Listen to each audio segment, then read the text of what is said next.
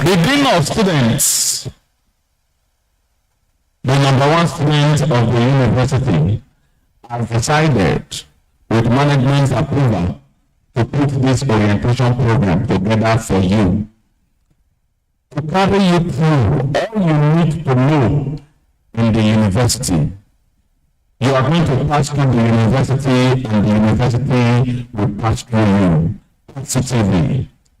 And when you are able to follow this orientation all through, you will never regret your stay in University of Benin. And that is the essence of coming to orientation programs. Some of you, I'm sure, in your various halls of residence, you have mingled with daylight, and they tell you this one is more important. Check most of them. They don't have complete information in the university. Count yourself lucky among those who will understand how it's working, how everything will go. And once you get all of this, be rest assured that everywhere is good. How many of you know how to sing the national anthem?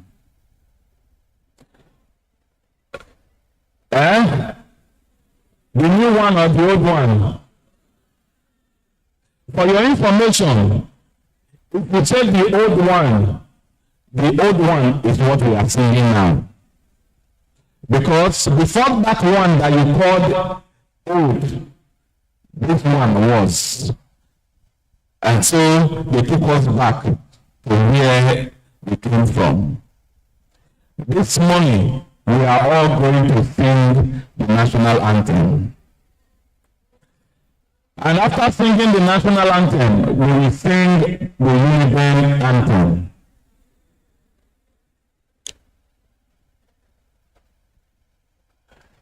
If I were you, I will use this opportunity to learn it. If you don't know anything, the purpose of coming together in a university is to learn. So we will learn the national anthem, and then we will also learn the Uniben anthem.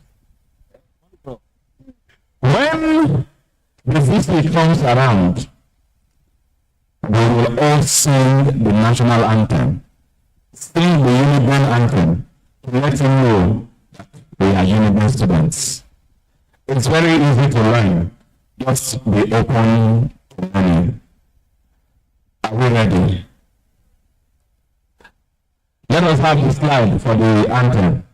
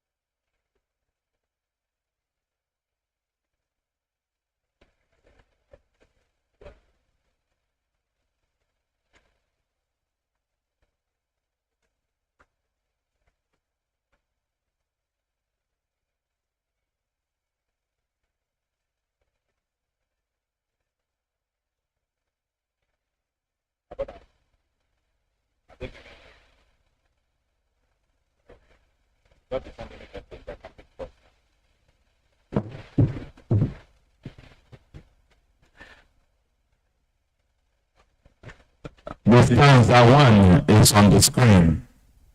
Nigeria, we our own dear native land. Though tribe and tongue may differ, in brotherhood we stand. Nigerians all are proud to serve our sovereign motherland. Are we ready? Nigeria, we our own. You see those standing up, they are conscious of national anthem and national unity. We must respect the country, but for now we want to learn it. We want to learn it. We are rehearsing it. We want to learn it. Okay, first line. Nigeria, we go.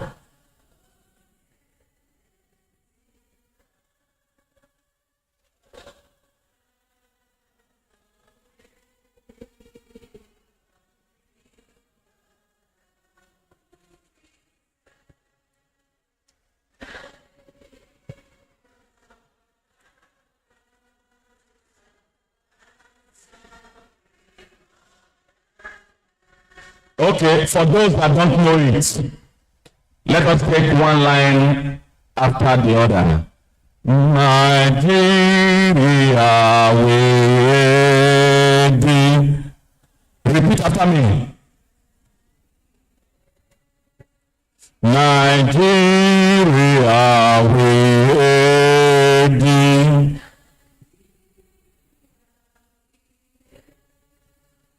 our own dear native land.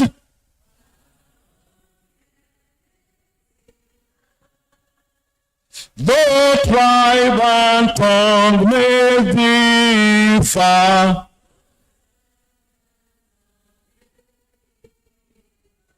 in brotherhood we stand.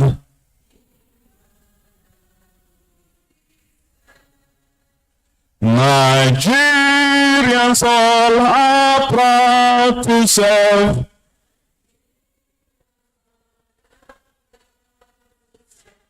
our sovereign motherland.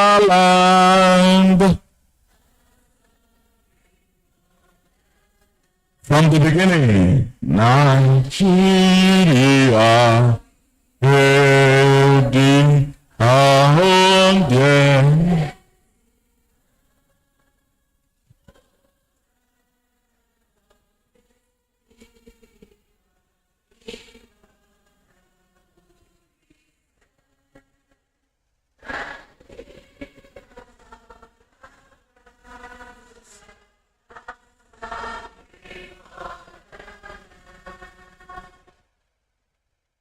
Stanza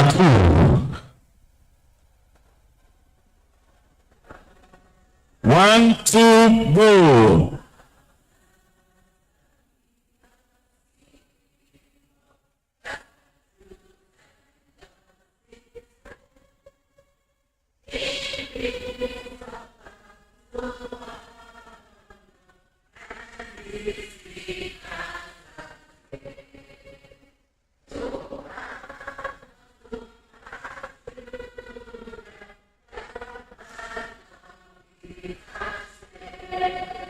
Now, that word CHILDROAN is what? Are you aware that we have been calling it children? Are you aware of it? Where that I is, we put you, children of God. Now let us take it again. One, two, go.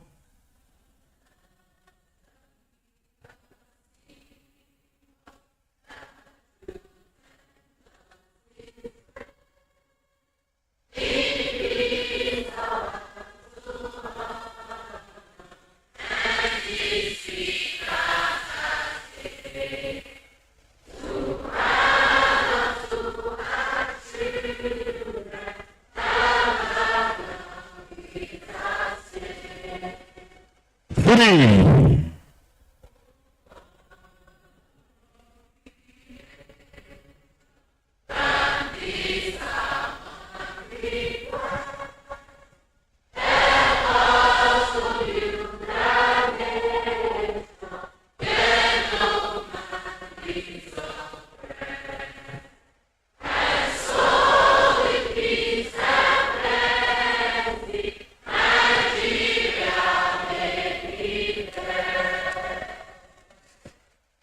Now, it seems only this side has been the side singing.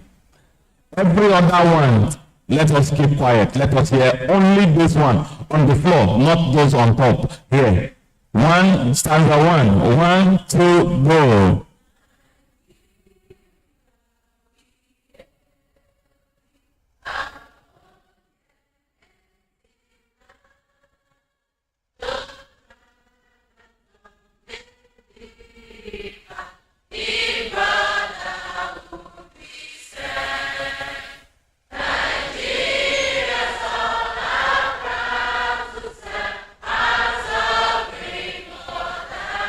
Yes, you have done well. Now this side, stanza 2.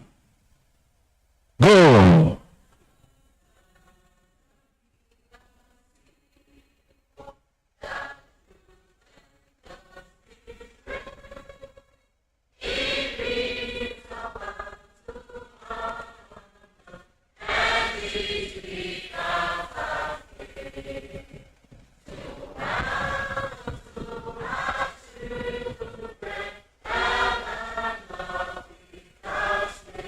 Now, the middle, stanza 1, the middle. 1, 2, go.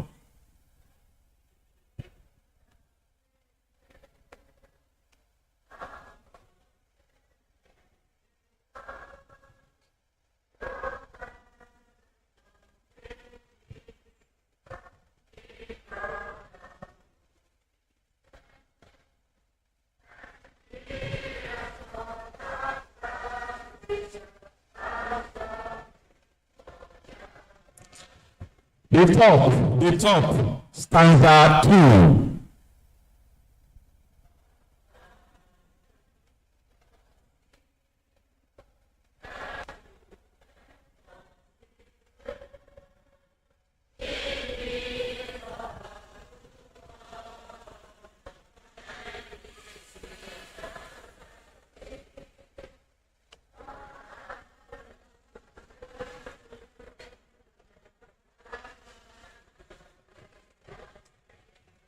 You know that guy that is running faster? This is where the orientation starts. When they say, let us do everything together, don't exempt yourself. I don't care, it's not the best way to live your life. When your mates are doing things that is legit, join them to do it, so that you don't ask questions when you are old. When you are young, what you are supposed to learn it. We say, let us all sing this thing together. Some persons kept quiet. Some are pressing their phones. These are the problems you are going to encounter in the university. Because some of you will be fortunate to have a very large class. No lecturing will force you to do otherwise. Nobody will come to the hostel to ring the bell. It is time for assembly. It is time for class. You can remain in that hostel from morning to evening. From the beginning of the semester to the end of the semester without going to class. Nobody will come and force you. But at the end of the day, when they are sharing results, you will collect your result, positively or negatively. So when we say let us do things together, please always join, always be part of the team. I discovered that even those on top, their voices were louder than those at the middle. So let us sing the national anthem. And interestingly, we have one layer here. 1, We have one there, 2. We have another one, 3. And we have on top, 4. So all these layers together, let us sing the national anthem. 1, 2, go.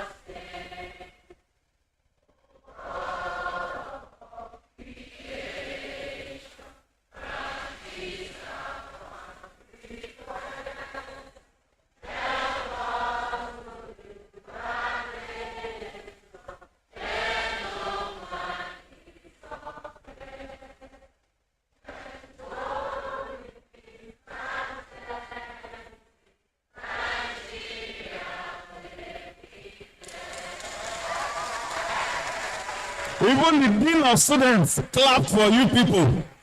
But it got to a point when they removed the lyrics. Some persons started looking around to wonder. Now, if you can sing without the lyrics, let me see your hand up.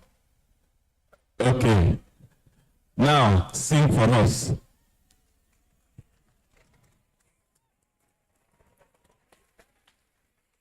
Nigeria, we hail thee, our own native land.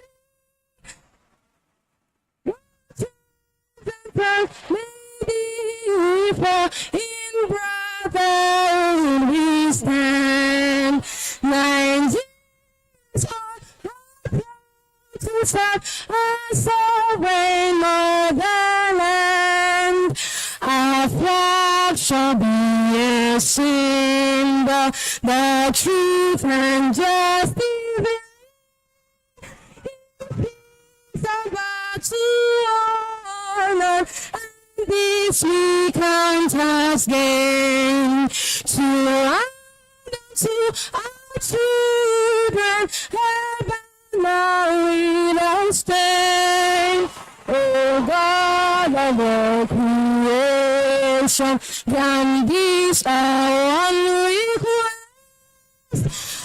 Cast in you a nation where no man is oppressed, and so peace and plenty, Nigeria may be blessed.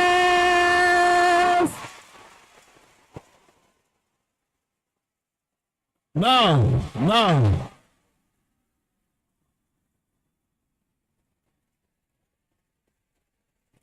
Listen. What a woman can do, a man can do best. Where is the man that wants to sing for us? Yes, you. Yes.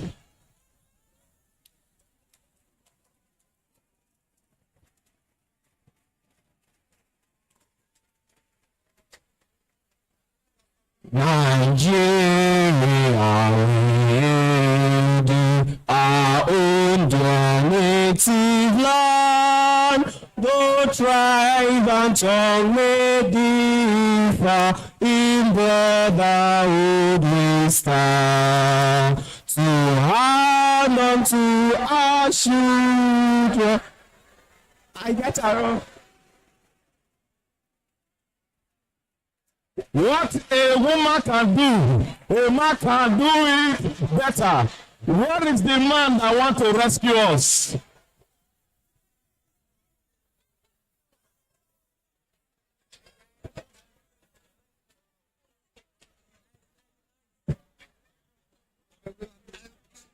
Nigeria, we will thee, our own dear native land.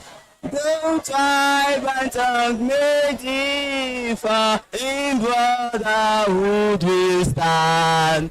Nigeria, so are proud to serve our sovereign motherland.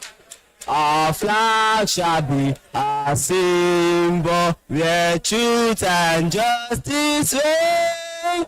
In peace and to honor, and this we count as gain.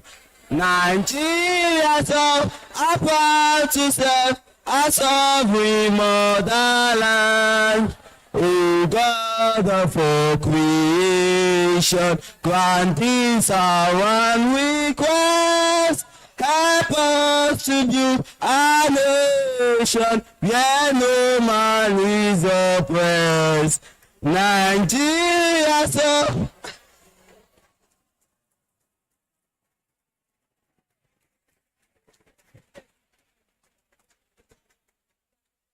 What a woman can do, a man can do it better.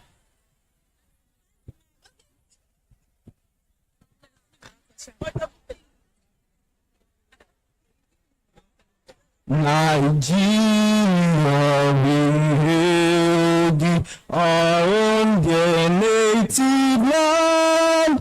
The tribes and tongue may differ, in brotherhood we stand. Nigerians all are proud to serve our sovereign motherland. Our flag shall be a symbol that peace and justice reign. In peace and battle honor, and this we count as gain. To hand unto our children a banner without stain. O God of all creation, grant this our one request. Help us to build a nation where no man is oppressed. And so with peace and plenty, Nigeria may be blessed.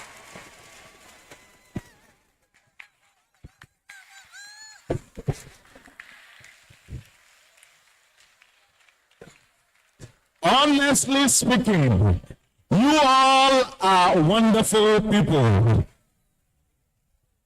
You all are wonderful people. Now we are going to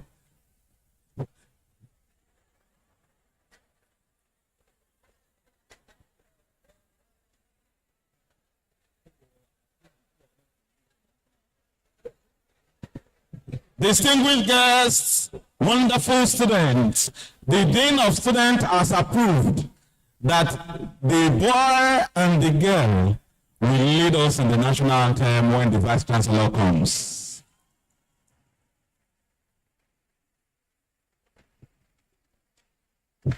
You are going to see more important people coming in when we start.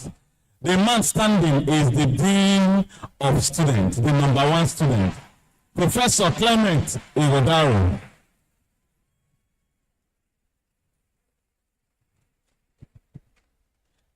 There is one person in this hall that you have been longing to know. This person is the brain behind your coming to Unity. The person that you will always say, I have not gotten. Have you seen yours? The admission person, the chairman, University Admission Board, the person that admitted you into University of Benin. Professor Mrs. Ekinadese Ogu.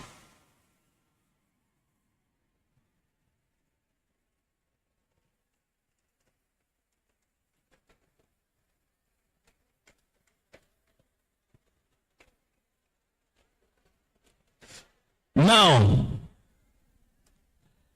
those of you that were given admission in Uniben, some of you applied for course A, and she gave you course B. Do you know what she did for you? When it was not possible for you to be admitted, she pleaded your cause. That instead of allowing these people to remain at home, she remembered that in the university, the certificate you are given is in character and in learning. It does not matter the course you have been admitted to. It is how you apply yourself. That was why she ensured that every one of you were admitted. And if you look at it, our quota system, I am sure we are still within the 11,500 range. Are we still within that range or we are now? Over 20-something thousand persons were eligible to be admitted, but the university did not have enough space to keep everybody. But in her wisdom, she chose you to be among those to be admitted. This is a very rare opportunity. Wherever it came from, wherever you find yourself, don't miss it. Enjoy this opportunity. Do you understand? One more time, a round of applause for her.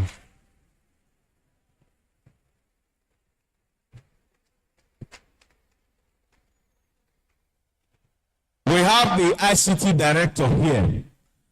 Now, this man is the man you are going to be passing through to get to the university. You want to pay school fees, you will pass through his platform. You want to get any information, you will pass through his platform. He is the ICT director, and he will tell you, a time will come, they will tell you the locations where you have internet. When they are ready to put it everywhere, you will understand that this internet is possible everywhere in the university. Mr. Kennedy, we want to welcome you.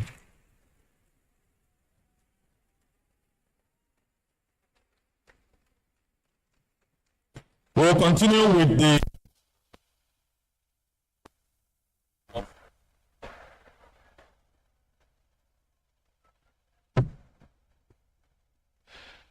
now we are going to take the Uniben anthem. The Uniben anthem.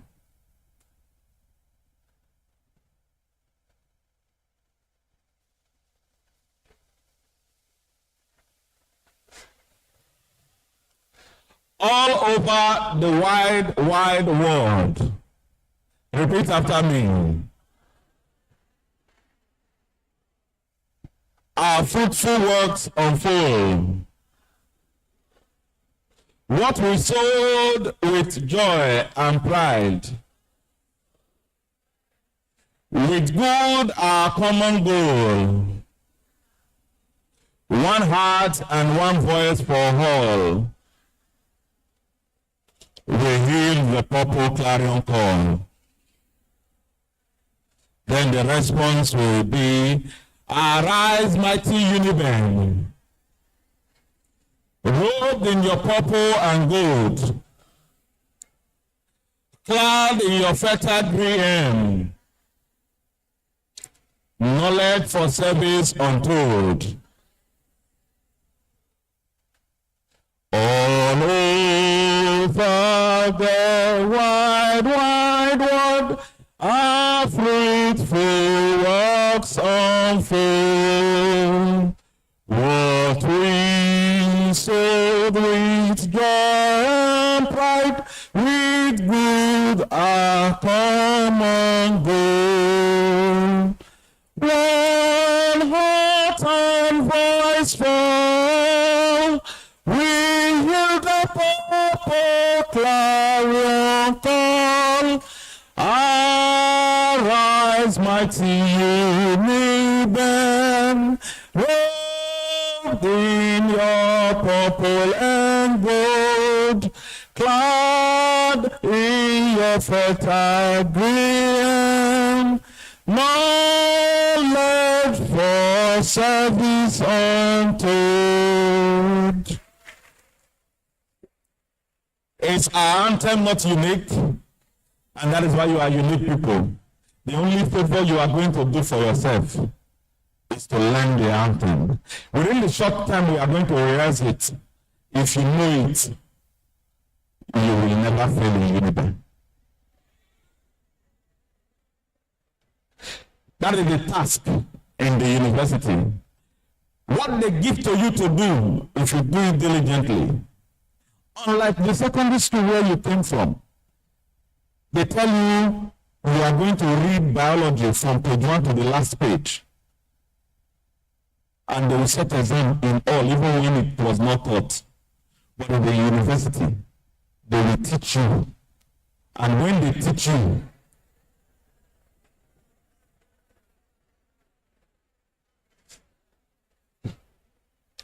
okay, you have started experiencing the university. Okay, for your information, the day they give you course outline, from the moment you get your course outline, know that all the courses have been taught. Are you listening now? The lecturer will not come to the class to now direct you on what and what you need to know. You are not going to be spoon-fed. You will go and research. Some of you are so lazy that you prefer to discuss what is not relevant than open your book. The tradition has changed. If in your secondary school you were playing, you were thinking that, oh, the teacher will come and give you area of concentration, even when he did not teach. This time, they will give you course outline. Another person will come to the class to lecture it. Another person will set the exam based on the course outline you have been given. So if you like, don't read. But when you read, when you are facing the exam, you'll be smiling and you'll be telling yourself what God cannot do. But if you don't read, you'll be blaming your village people. Oh, they followed me to the university. No, your village people will not come. After all, many of you don't even know your village. So this anthem, we are going to learn it. Are we ready? All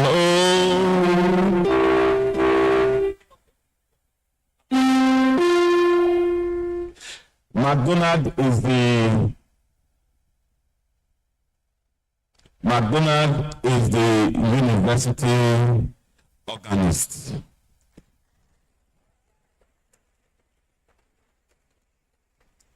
He is from Ekenwan campus. How many of you are from Ekenwan campus here? Okay, they will soon join us. This Uniben anthem, some of you already know it. During matriculation, you were taught. How many of you were here for matriculation? Don't worry, I won't give you the microphone to sing. How many of you were here? If you were in the hall? Okay. So it means that the whole of you did not enter the hall, but you were snapping photographs outside. That is another problem. Some of you were appointed or nominated to be here. You refuse to come. Don't miss it in the university. You don't play with such opportunities. You must enjoy it while it lasts. Okay, let's go.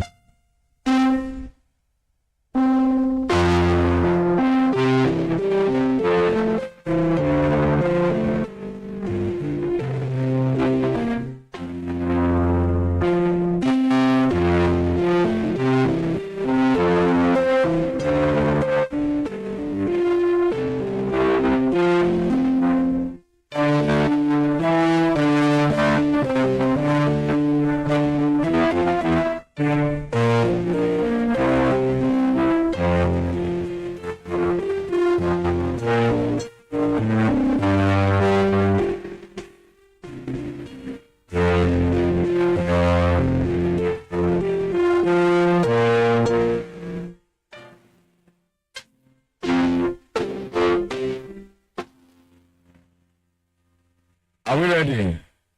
So let's go.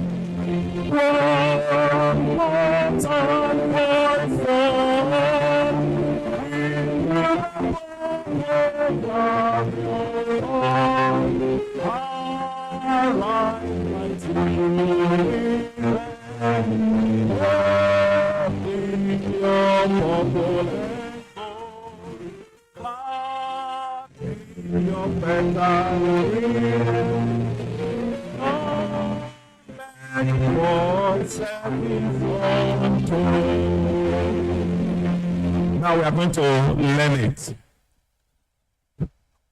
Are we ready? The first line. All over the wide, wide world.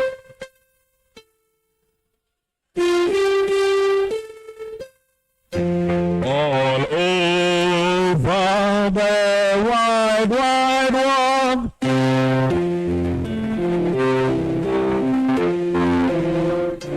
Our fruitful works unfold.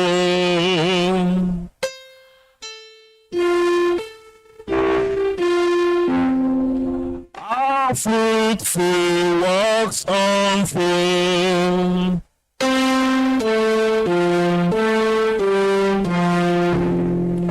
All over the wide, wide world, our fruitful works unfold.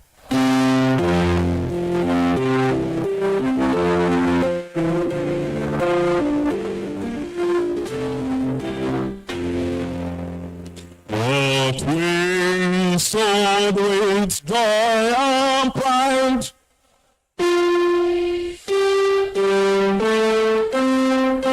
what we sowed with joy and pride,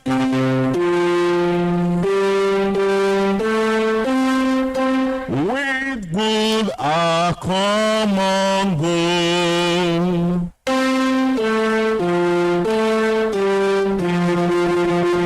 With good our common goal.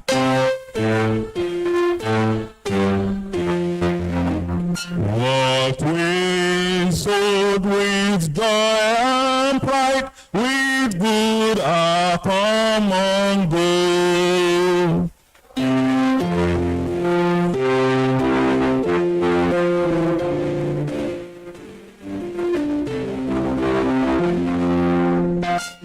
All over the wide, wide world, our fruitful works unfold.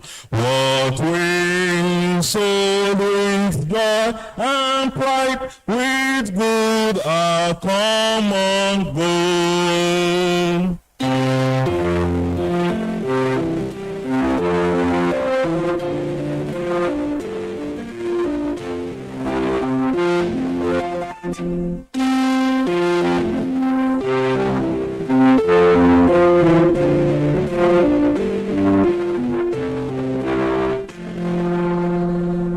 One heart and voice fall.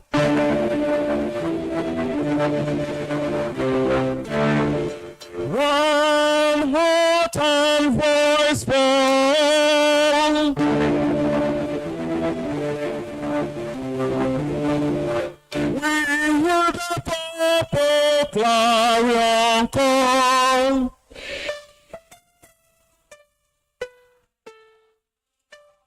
We hear the purple clarion call.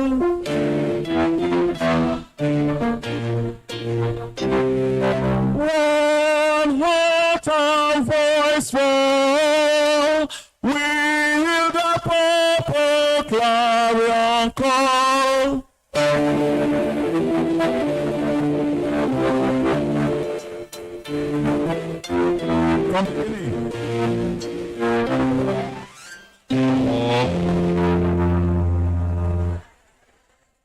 Okay, wait.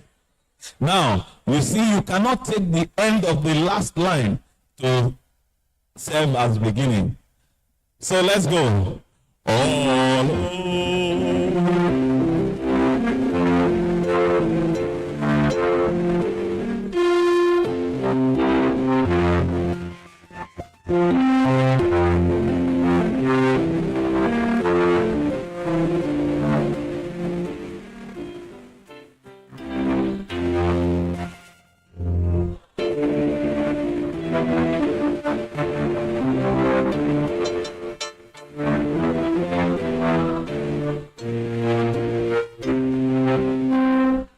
Now, when we get to Arise Mighty Uniben, we raise our right hand.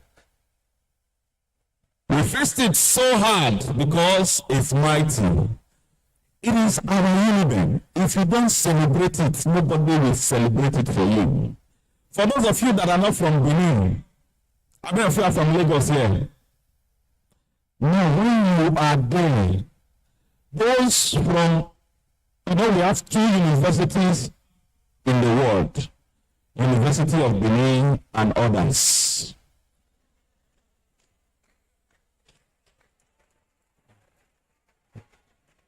When the others see you, they know you are from Uniben. One, Uniben's products are intelligent. Uniben products have swag.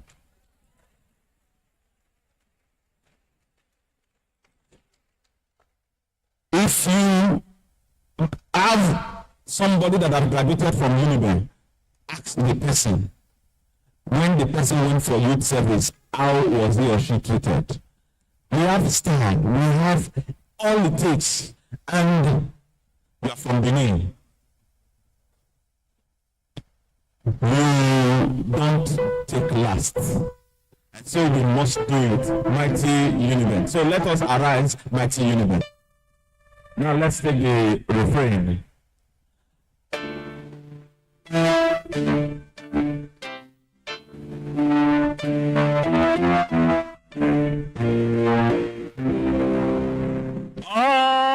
Arise, mighty Uniben.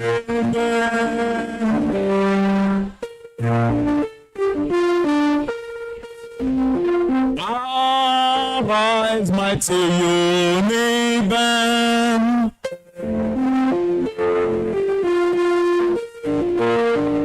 Robed in your purple and gold.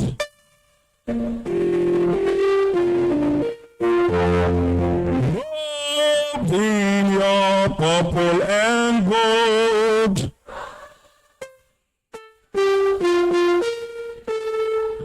Arise, mighty Uniben, in your purple and gold.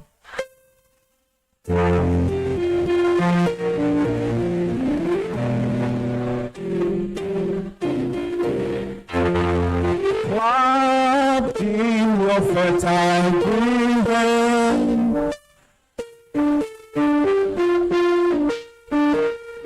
clad in your fertile green,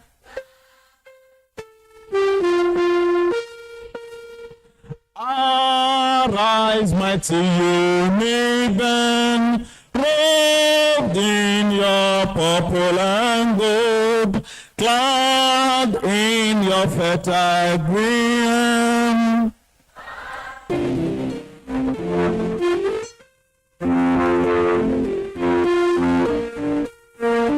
Knowledge for service unto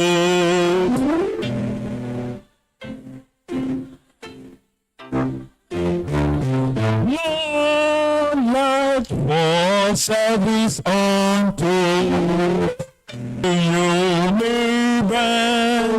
robed in your purple and gold, cloud of service unto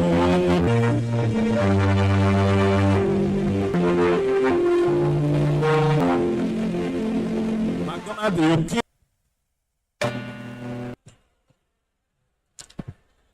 means everything.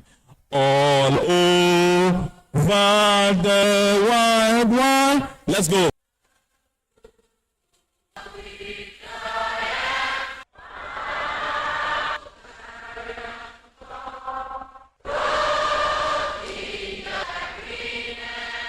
And you are not clapping for yourselves. Do you know what your admission? So with all the first class, at the point of she gave you another gift. That is what she gave. Like 24 hours belongs to you. So also the 5 euro, nobody will drag it with you. 0.5 0. It is your cup in the university. For those, some will go with 2-1. Some will go with 2-2. Some will go with third class. Some will go home with a good handshake. Then some will go home with souvenir. I was there. Which category do you choose from now? You have been given admission yourself. So many of you are, my life will not remain the same. You did not even go to church. You eat. Why will you eat when the work is at the university? Feeding yourself is no task. Don't count it as it becomes a problem to your study. National anthem and Uniben anthem with the lyrics displayed. I said a man, but women seems they are more prepared. Please display the lyrics.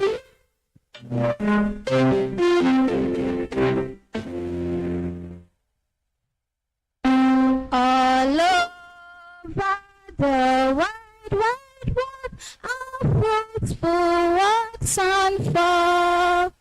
What we sowed with joy and pride, with good our common goal. One heart.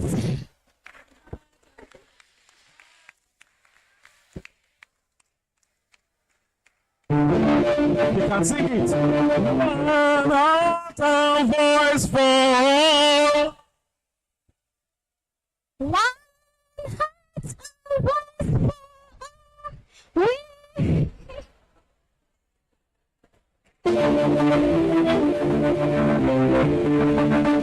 Now, some persons can sing one heart and voice for us. Some can take it down. One heart and voice for all. We will the popular call. Whatever it is, you just remain on the key. Yes, where's the next? Yes.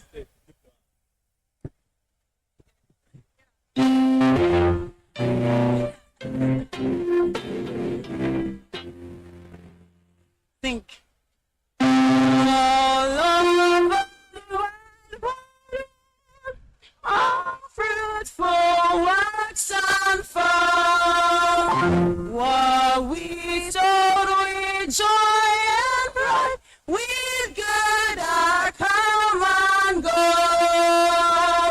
One heart and voice for all. We hear the purple cry and call.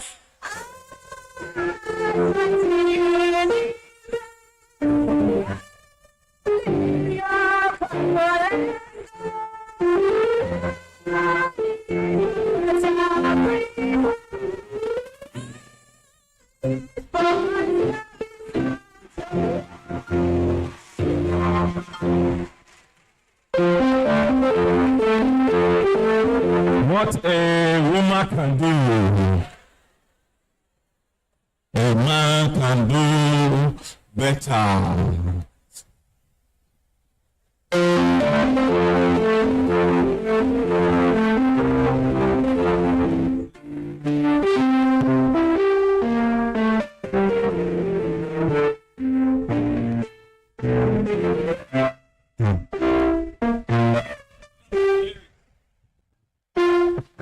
Let us have the lyrics.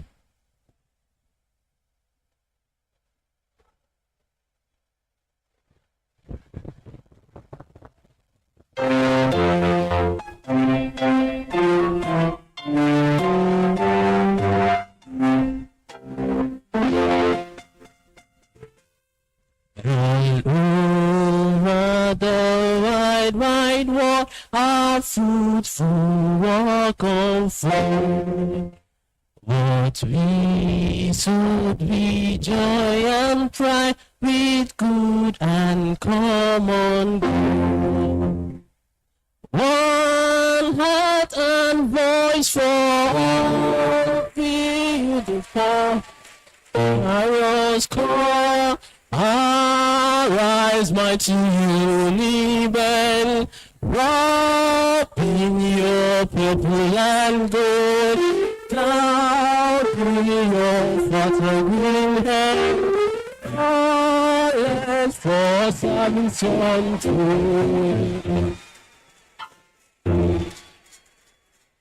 Are you clapping?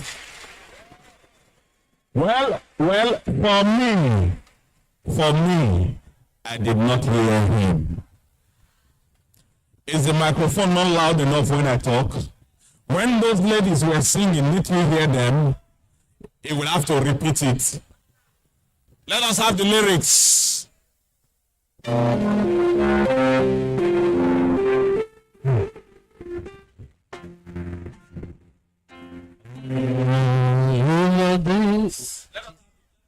All over the wide, wide world.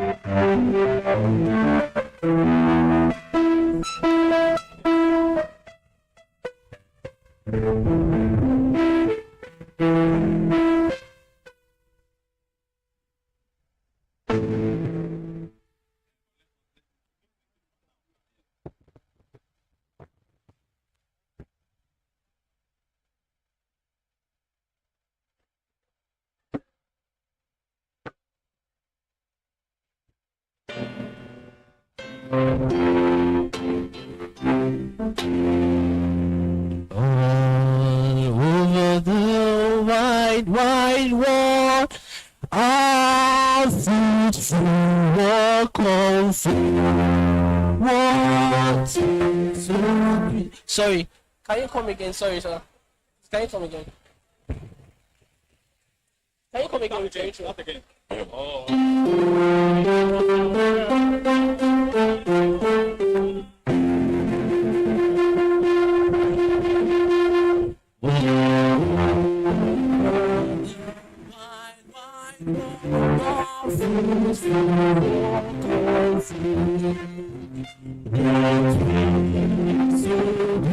Joy and pride are good, our common good. One heart and voice for all, in the public carols call, arise, mighty neighbor. Your purple and gold, down in your fluttering head, and your service all through.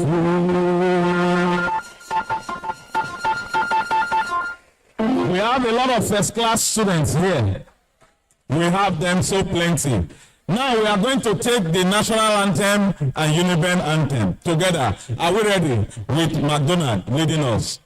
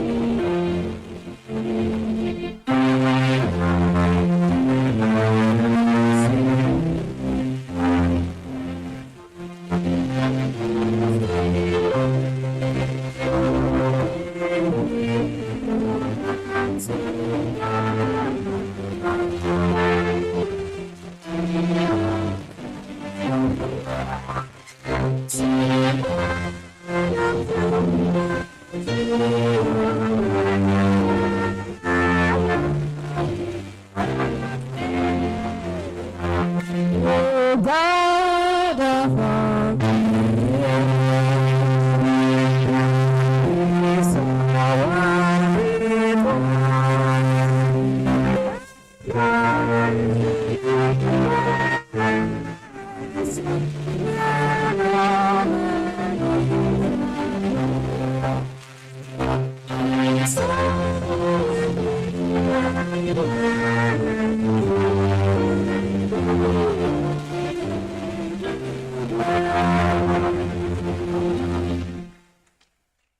Uniben anthem.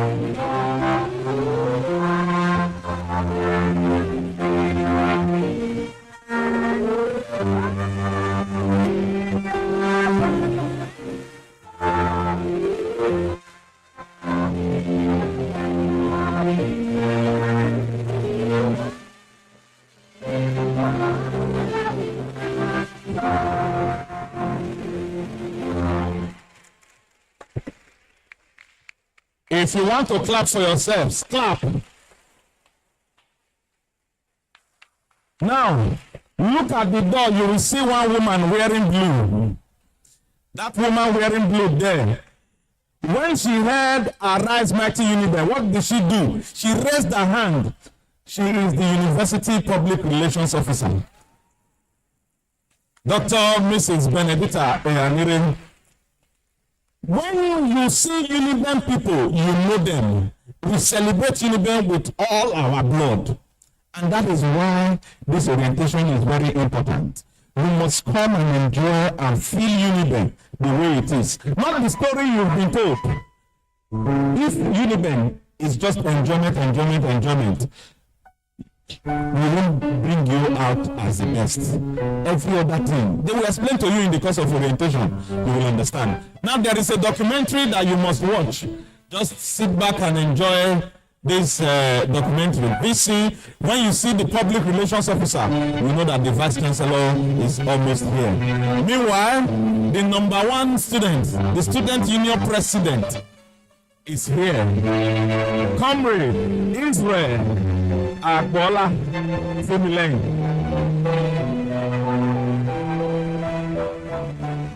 He is a current 500 level student. Of which department now? Environmental management. Please a round of applause for him.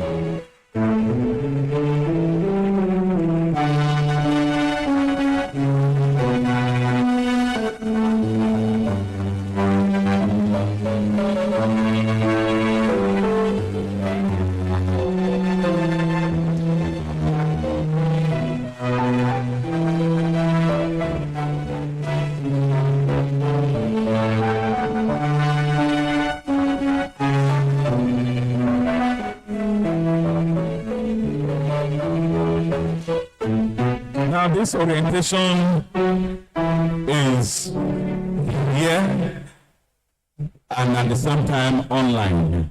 We are streaming it live on the Uniben platform.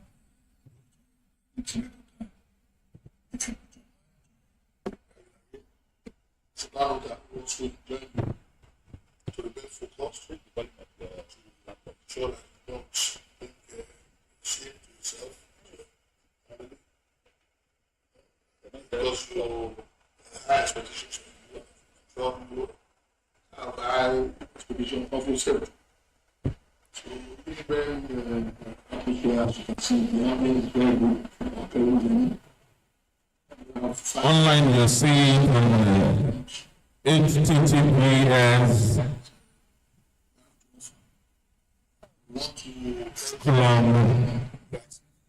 news.uniben.edu/orientation program for 2024-2025 session. news.uniben.edu/orientation program. When you just open your profile page, you see the display there. Just click on it.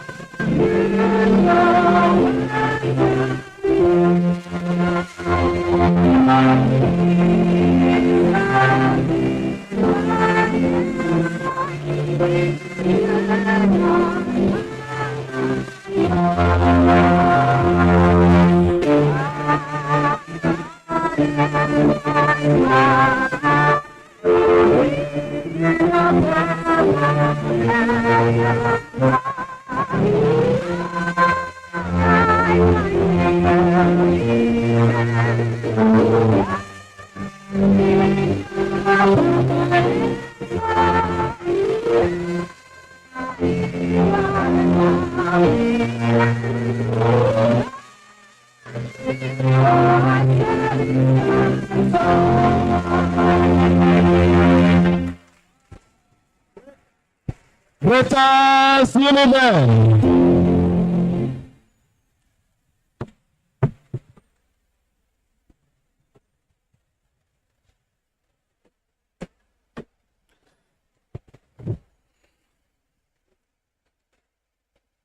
The Vice Chancellor is proud of you. The Vice Chancellor here will be represented by the Deputy Vice Chancellor on campus, the University Acting Librarian, the Dean, Student Affairs, the Chairman, University Admission Board, other deans here present, directors here, wonderful students, distinguished guests, gentlemen of the press, ladies and gentlemen. I welcome you to the 2024-2025 academic session orientation program for fresh students of the great University of Benin, holding today and tomorrow at the Akindeco Auditorium. It is an opportunity for all of us to come together and understand what we need to know in the university, how to navigate our way through to ensure that we are not misled all through our sojourn here in the university. Permit me to once again recognize and welcome Vice Chancellor, Professor Doba Bright of Mary S.A. Here is represented by the Deputy Vice Chancellor of our campus, Professor B.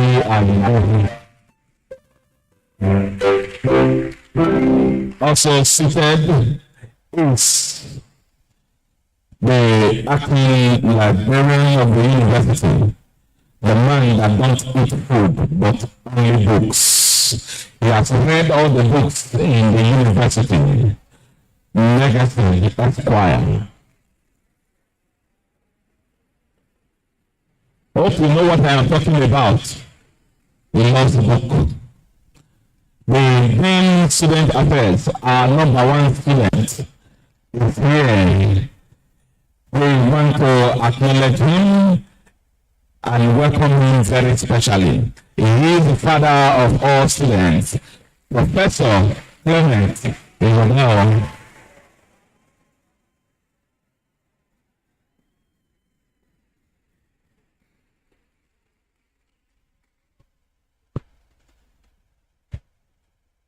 You have been offered a provisional admission, accept or reject.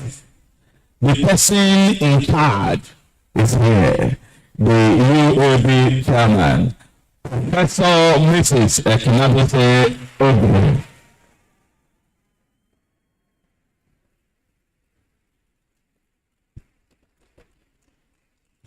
The Dean Faculty of Education is here, Professor Oke Omojuwa, here ably represented by Dr. Bumbiri.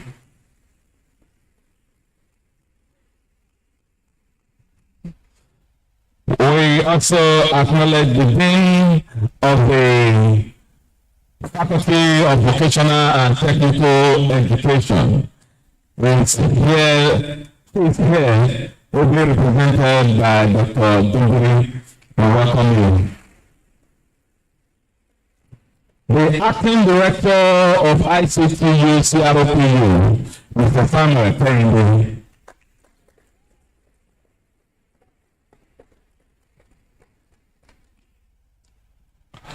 When decisions are taken in the university, or when there are issues in the university allows students to legislate in their matters. They discuss their matter, they interface with the dean of students, they have access to all the principal officers on your behalf. I'm talking about the student union. And the head of the union is here, the president of the student union, Comrade Ibrahim Agbola.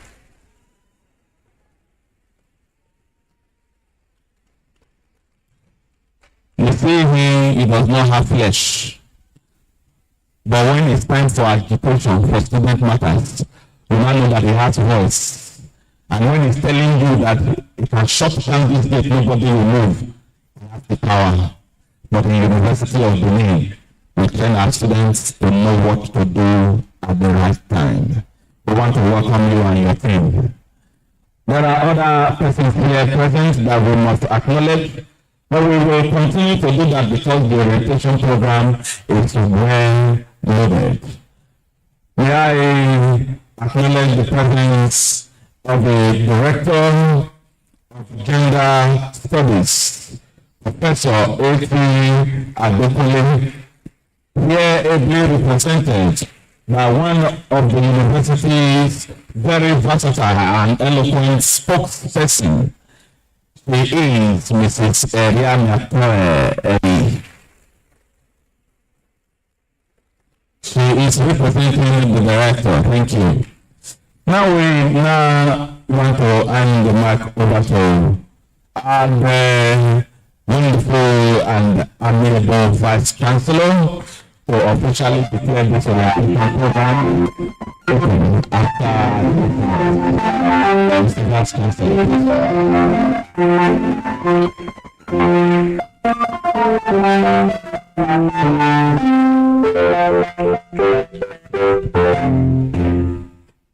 Great Uniben students. Today is a special day to every one of us. We have, thank you very much. We have done our matriculation. We have been welcomed into the university community. So today being a special day that we are interacting with our Vice Chancellor, let people outside here, those that are not Janvites like us, let them know that we are here, special students to our great university. Great Uniben. Great Uniben. Thank you very much.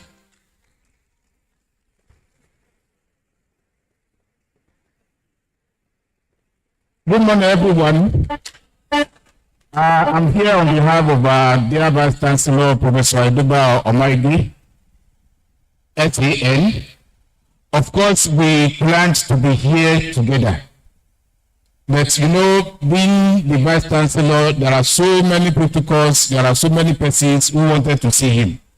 And as we were there preparing to come here, a Center of Excellence in Agriculture is being commissioned today.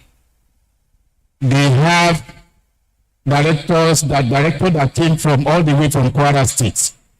And the team is led by our own Professor Egene. So when he came and he said, we see you have to be there to do the commissioning physically. He had to say, well, he's an old man. The Professor Emeritus, he had to defer to him. And they got there and they promised that once they are through there, they will join us here. But in order not to keep us waiting, he has asked us to represent him here. Not that he is trying to undermine the gravity of this program. This program is very dear to our dear Vice Chancellor.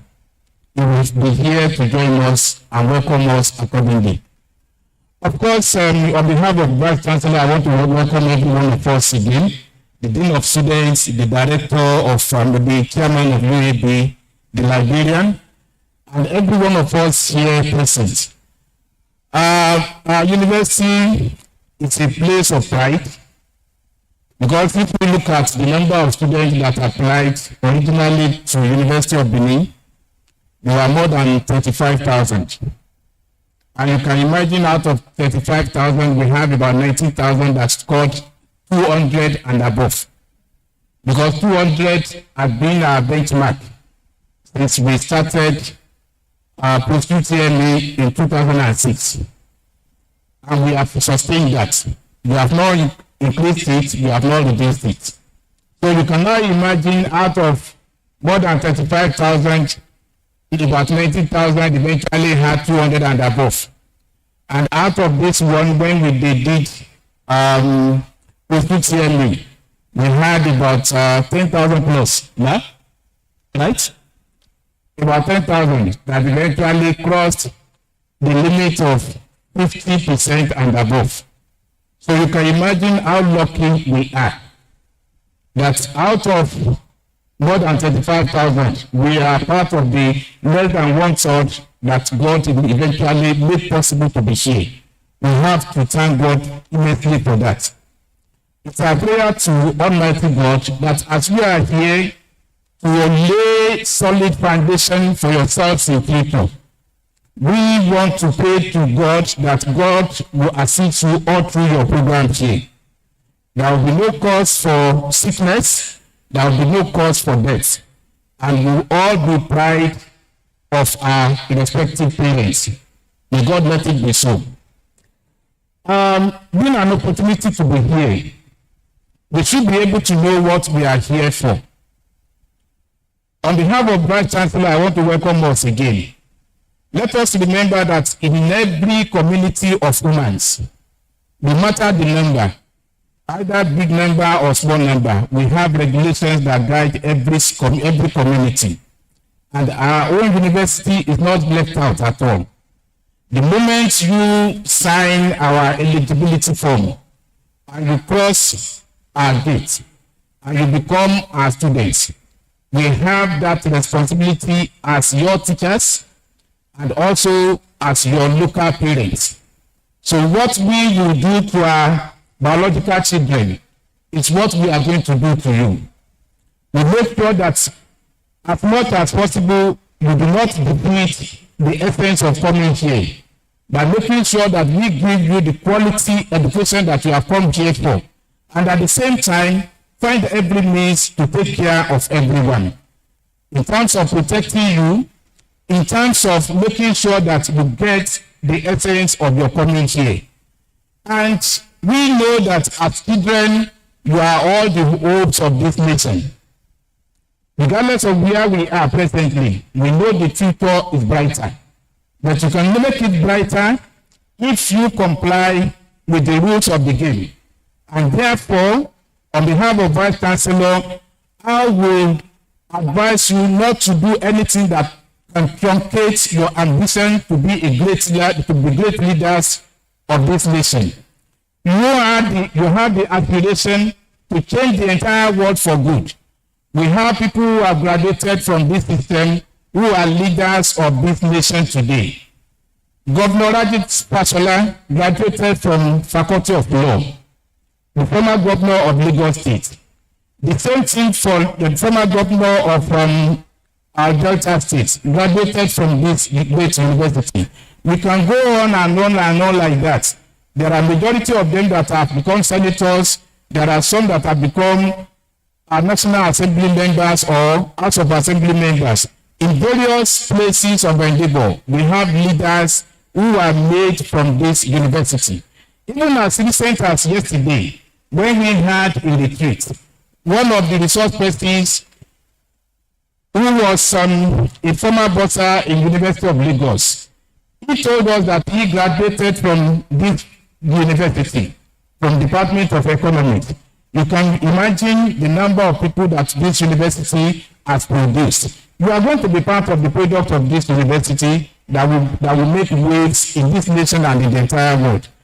Therefore, let us try as much as possible not to do things that can truncate this precious ambition that we have for one another. Drug abuse, let us desist from that. There are so many forms of drug abuse in our society today, and children like you are not immune from them. There are some that have taken some that have become addicted. Don't say you want to join them, you want to take any of them. They come in various forms. Some they sleep, some they swallow orally applied, or some they even try to inject into their body system. And some even go to the extent of using marijuana to cook rice, to cook beans. So therefore, as much as possible, don't be lured into taking any of this, because a trial may consume such individual. May God protect you all. In some cases, you may get to a room, or you are just passing, you perceive this aroma, and the person tells you, well, we just cook beans, come and take beans. I'm not saying you should not eat in one another's rooms, but there are some we have had in the past who used marijuana to cook beans or rice, and after taking it, the people that took it eventually slept off. So avoid that as much as possible. And there are ways through which you suspect certain persons that are into drugs. When you see someone carrying a can of water or a can of Coke, and he travels with you from Lagos to Benin. From Lagos to Benin, he has not finished one can of water. He has not finished one can of water.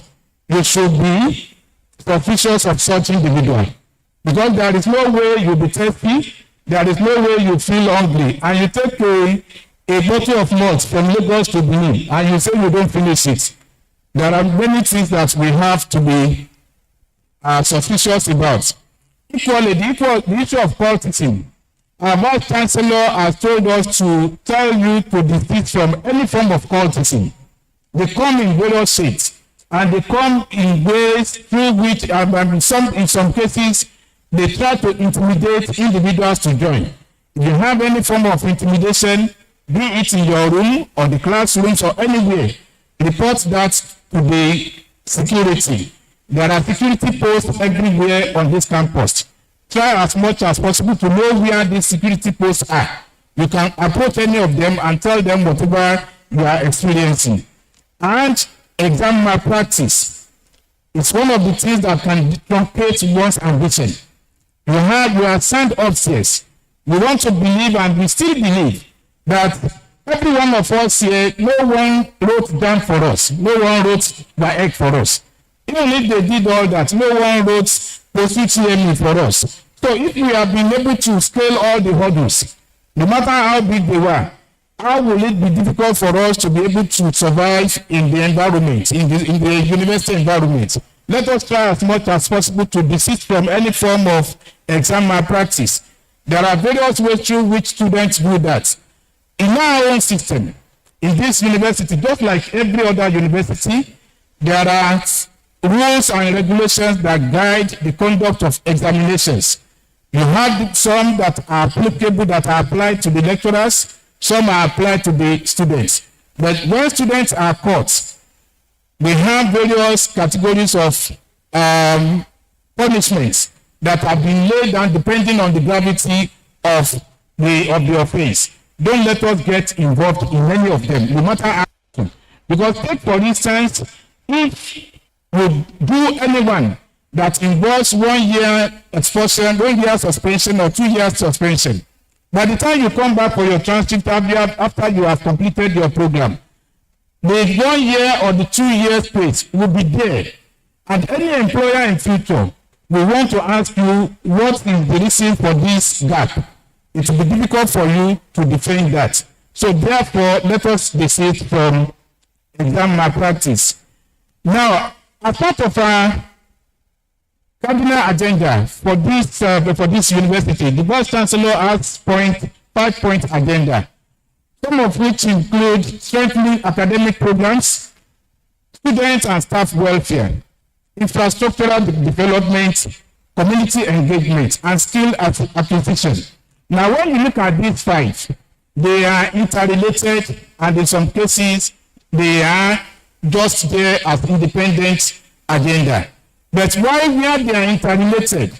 You know, if you want to graduate from this system to one minimum, nobody will reduce that. We hope you all have first class. If you all have first class, it's our credit. But what will make you achieve that as much as possible to the best of your ability is by taking care of your welfare in terms of hostel accommodation. The hostels are being renovated from time to time. Whenever you have any challenge in your hostel, you let us know. We quickly respond to that in the two campuses. We try as much as possible to make you feel at home, so that even if there will be difference between what you experience at home and what you experience on campus, it will be very, very marginal. That is one. Having known the fact that not every one of us will be accommodated within the four walls of the university, there are host communities where we have accommodation. Ekosodi is there, BDPA is there, Osasoge is there. For those of us that are here, then Ekenwa we have Owina community. Now, in each of these communities, there are people who have their houses, who have built such houses for the purpose of accommodating students. We will not just leave you to be staying there. We find a way to engage the community to make sure that they give you the best services, so that you will not be there and someone will be exploiting you for anything. The university is going to engage the communities in order to improve the services they render to you, for you to be able to perform maximally in your respective departments. Bishop for infrastructural development, where we have shortage of classrooms or lecture theaters or practical labs. We find a way to improve on them. The old ones are being renovated, and we are going to make sure that we try as much as possible to build new ones in order to extend the services, to improve the services that we render to new students. Detail for the ICT. There is nothing we do without the ICT nowadays. The ICT facilities will be improved. On behalf of the Vice Chancellor also, I'm aware that certain companies will be engaged to make sure that all through the two campuses we have Wi-Fi, so that anywhere you are, you'll be able to access internet facilities in the University of Benin. Thank you very much. The last but not the least, skill acquisition. As part of the Vice Chancellor's agenda is a way of improving our understanding of the various courses that we have come here for. Those courses that have practical applications, the applications will be strengthened in such a way that you will not only be exposed to the theoretical aspect of the courses, but the practical applications, so that when you leave this system, the issue of looking for jobs will not be difficult at all. You already have the experience, and where we have some skill acquisition that will involve people coming from outside or even interdepartmental skill acquisition. The Center for Entrepreneurship is there to engage us to make sure that we have access to various skills that we may be interested in, so that as much as possible when we leave the system, we have certain things to lay our hands on. On behalf of Vice Chancellor, I want to declare this program open. God bless you all.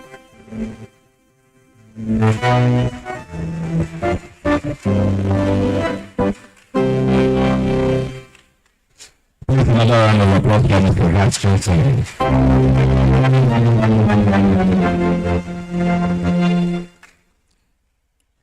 When you come for programs like this, when they pick the microphone to address you, male or female, first thing that should come to your mind is that these persons are like my parents.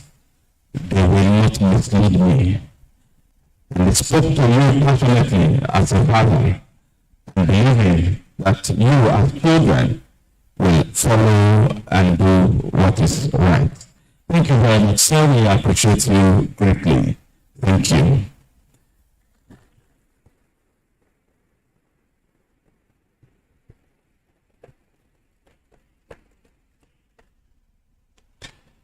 Professor Mrs. Ekunadese Ogre will be talking to us quickly on admission guidelines, processes in the University of Benin. So I now invite her to please come quickly to talk to us.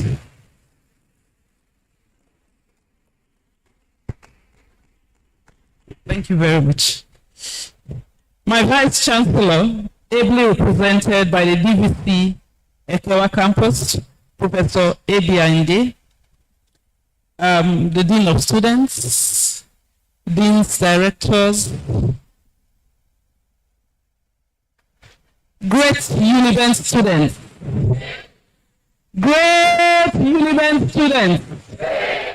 I feel very happy, I feel very fulfilled to stand before you today and look at all your beautiful faces.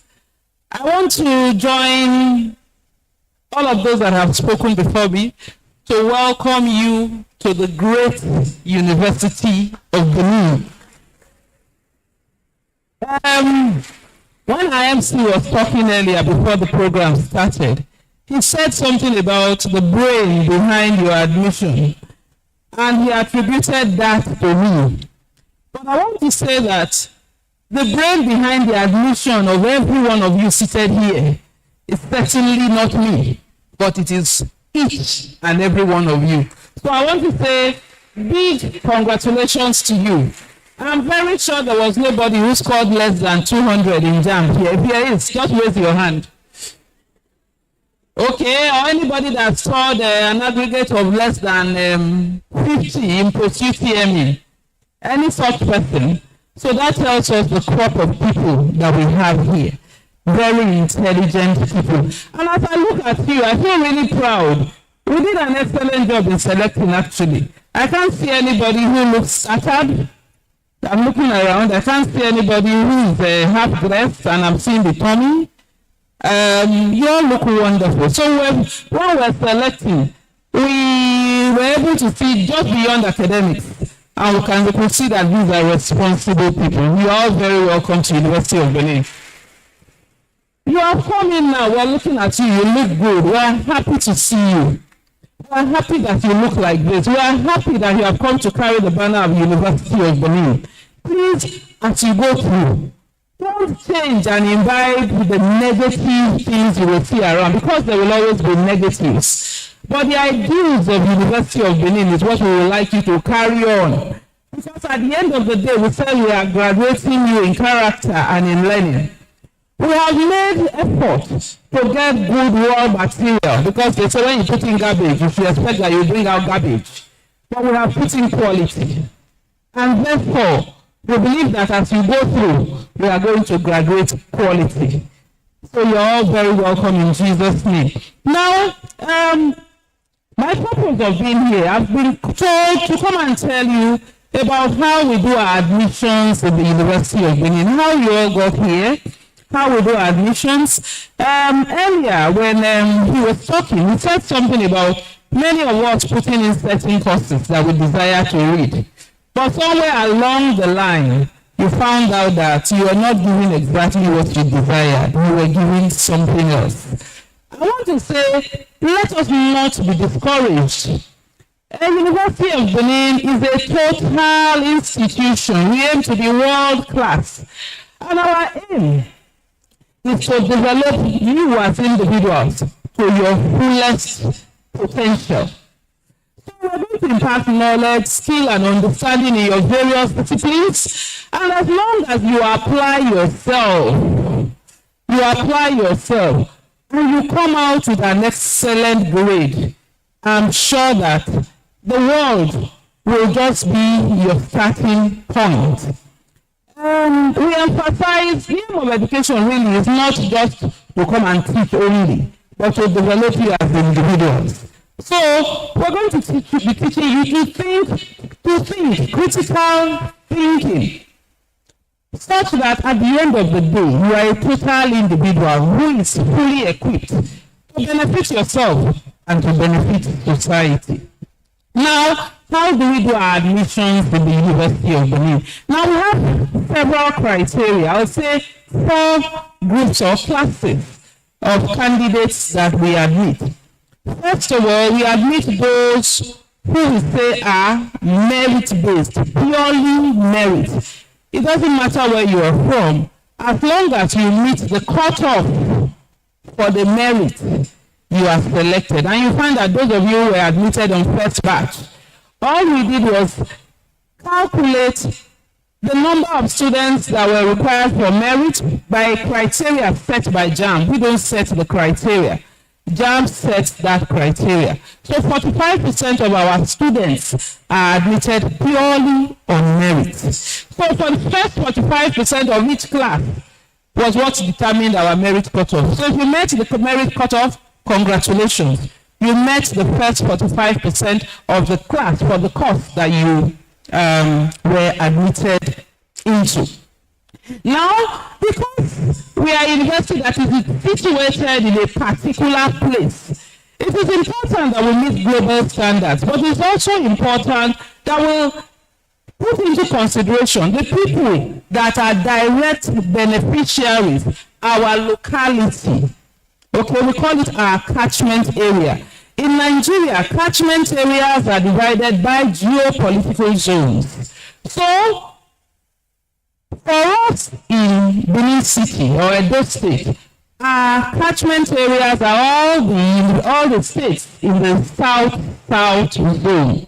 So we give them some consideration.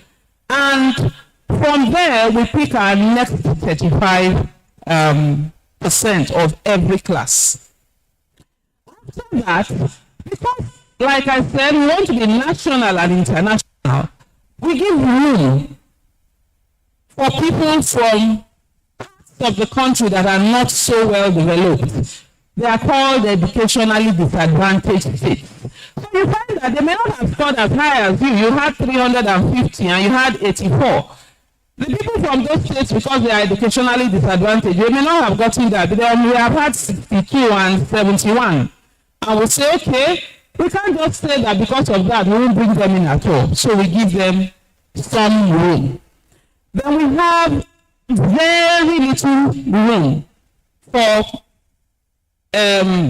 other things, like we will put into consideration people who are disadvantaged in the remaining 10%. People who are disadvantaged, physically challenged. When I say disadvantaged, we are talking of physical challenge, blind or any kind of challenge. If we have international students, we bring them into that group. So you find that you are carefully selected. Now, we also find that at the end of the day, some courses are way oversubscribed. We have room for 200 people in a particular course. And out of the 35,000 that applied, 7,000 applied for that course. So by the time we admit 200, it's remaining how many thousand? 6,800. And we won't say 6,800 people. Please, you people should go home. You wanted medicine, you didn't get medicine. So what do? We look at your scores and we try to fit you into those places that are not so subscribed. So we look at your scores, we look at your combination, and we look for courses that are related or that require the same combination, and we move you there. And we give you the option to either accept it or reject it. So we usually do that also based on your scores. But sometimes you find that it is quite difficult because all of those 6,800 people who wanted medicine and didn't get medicine want pharmacy. But they can't get pharmacy because we have another 3,000 who put pharmacy as their first choice. And out of that, we are taking only 150. So you find that it will work. So the advice will be, if you are putting in a very highly demanded course, if you want to do a second choice, it would be good to put a course that is not in such high demand. if that course of your second choice already has their own candidates in excess, there's no way we are going to move you from that course to the second choice. So it's a thing that you should consider when, but that's not for you anymore. It's for the people that you can advise, your younger ones and those that are coming behind you. So that is what we did. And for every one of you here, before you were admitted, you were moved away. You were given the choice of accepting the offer that you were made. And I'm sure it's because you accepted, that was why we were able to admit you. Now, we have a few people who were not able to admit. In the past year or so, there's a new regulation that you must be 16 years and above for you to be admitted. So for some of you who did well, unfortunately, we couldn't admit you because your data was blocked. We couldn't even access it. So we couldn't admit you because you were underage. Basically, that's how we do admissions. But after that, when you come in, you must come and do clearance. When we say you are doing clearance, we want to be sure that you have the requirements for the departments we are admitted into. While we are looking at your general, do you have 5 credits and we are admitting? Sometimes, because of the time, it's not difficult, it's not easy to determine that all your courses are actually in order. So before you come in, we want you to be cleared. That will mean you will come and present all of your credentials. We want to be sure that the WAEC result you uploaded is the same person that uploaded WAEC result. It is that same person that we are using to clear JAMB. Some of you will say we had name discrepancy. We do not want to run the risk of one person writing JAMB and then you go and bring your elder brother or your friend's result to clear. I'm sure that we'll be shortchanging those who deserve when we do that. Or you are bearing one age here. The next one, the next in WAEC, you were born on a particular year. In JAMB, you were born on a particular year. When we graduate, you won't know what to say. We know that some of the problems our president had when it came to age.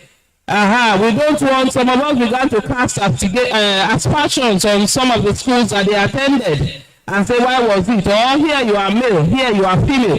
We don't want those things to occur. So as much as possible, we want all your records to be in order by the time we are cleared the University of Benin. Apart from that, if we make any errors, we clear you. There's somebody waiting for you in 300 level. It's going to check everything again. So if we decided to help you and when you were not deserving, we used another person's result to clear you. When you get to 300 level, we call you back and say, oh boy, you didn't come in with the right credentials, so please go home. I'm sure we don't want to go through school and spend 3 years before we are told to go home. So as much as possible, we want everything to be in order. And so some of you will find that, oh, have we been cleared? Or you were being cleared and you were told, go and do this, go and do that, make this correction. We want that by the time you are leaving University of Benin, all your records are intact. You take them anywhere, you won't have problems. You are going for postgraduate studies abroad, you won't have problems. You are applying with your passport, everything is intact. So that's why we try to make it as rigorous or as thorough as possible. So all of you here who have gone through matriculation, we know that you have scaled through our rigorous clearance process. So again, we congratulate you. Now, so after you are cleared, the next thing is to go do your course registration. So at that point, you have been moved to your faculties. You can go ahead and do your course registration and all that. The only thing we want, I would like to just add to it is, you're coming into the university. You have come in and we are very much interested in your intellectual growth.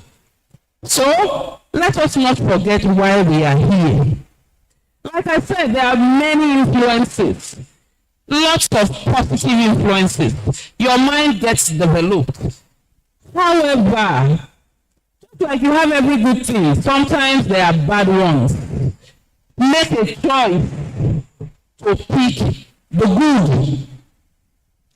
You will find our VC talked about cultism, He talked about drug abuse.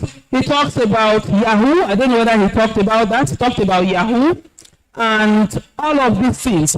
They are in our society. I want to believe there's no such person here now. The way I'm looking at you, I don't think there's any.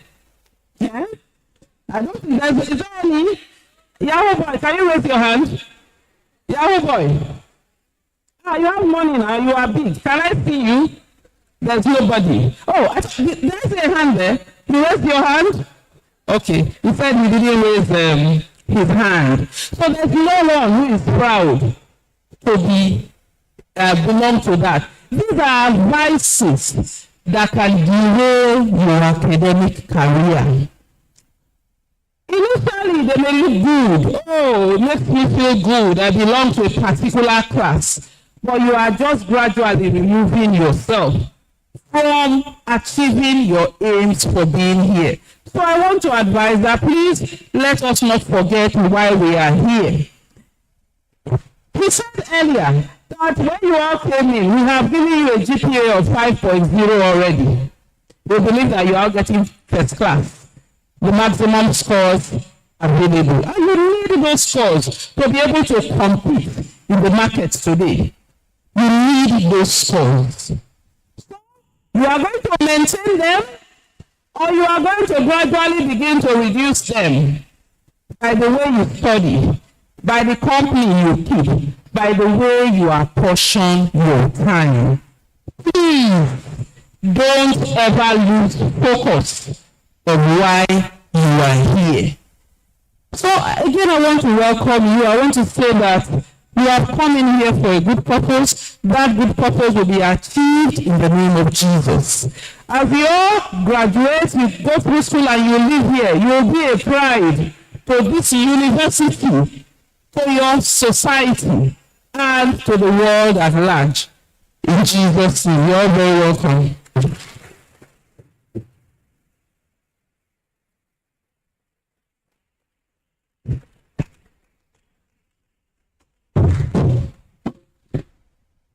Please, another round of applause for land.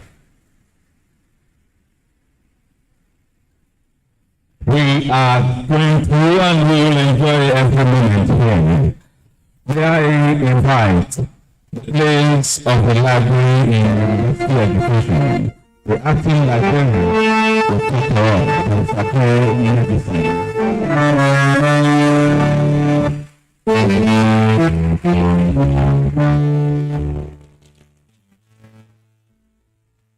Good morning, everybody. My highly respected Vice Chancellor, members of the High Table, other staff present, great Uniben students. First of all, let me say congratulations. I'm going to talk about the library. Some of you are already using the library, but I'll tell you more about the library. The library is a systematic collection of books and non-book collections. The library supports the curriculum of the university. The university library is an academic library. We have three kinds of library: public library, special library like NIFO, university library, or College of Education library is an academic library. So university library is an academic library. They support the curriculum of the university. They also support, they promote digital literacy and learning. Like those of you that are already using the library, we have the main library, which is called John Harris Library. We have the NTN library. In that NTN library, we have our e-resource there. The e-resource covers all the faculties and departments in the university. But you cannot enter there without registering with the library. I will talk about that later. Then the library also preserves culture and academic heritage. We have dissertations, theses, videos of our cultures. They are all in the library. The library also supports teaching and learning. You are already here. Very soon they will give you an assignment and you will come to the library to use our material. We actually deal with books. We deal with books, journals, e-resources. Then, let me talk briefly about John Harris Library. You see, John Harris Library is located somewhere there. Those of you that don't know John Harris Library, try and know it. But you cannot use the library without registering with the library. When you register with the library, you can use any of our faculty library. We have about 16 faculty libraries. Then we have the main library, which is the John Harris Library. We have our books there. The staff of the library, they are very civil. Sometimes ago, I saw some new students in front of the library. They were afraid to enter the library. So I called them, where are you people standing? They said they want to use the library. So I told them what to do. But when you come to the library, make sure you drop your bag, come with your handset. You can enter with your handset, with your valuables, with your money. If you leave your money inside your bag, they may seal it. So once they see your money, the library is not responsible for that. Then once you enter the library, we have our catalog cabinet. We call them catalog cabinet. We have the cash there. The cash cover all the resources of all the books you have in the library. We have the information there. Then we have the other computer there. You can also trace any of the books there. So once you get any of our book, you carry it upstairs. You look, take the number, the class mark. You operate with the class mark. Write the class mark, go upstairs, check the side of the shelves. Then look for the book. Once you see the book, bring out the book. See if the book, that is the book that you are looking for. Where is the book? Take the book to circulation. Then the circulation staff will give you the book you want to borrow. But you are entitled to borrow a book for 2 weeks. It's no more than 2 weeks. Once you borrow the book for 2 weeks, once it's after 2 weeks, you return it. If you don't return it, they will charge you. And make sure you don't give your card to anybody. If you give your card to your friends, and they use the card to borrow book, and the book is stolen, it's you that have the card that they will charge. And most of our books are foreign, and they will charge it as according to dollar rate. So you have to be very careful.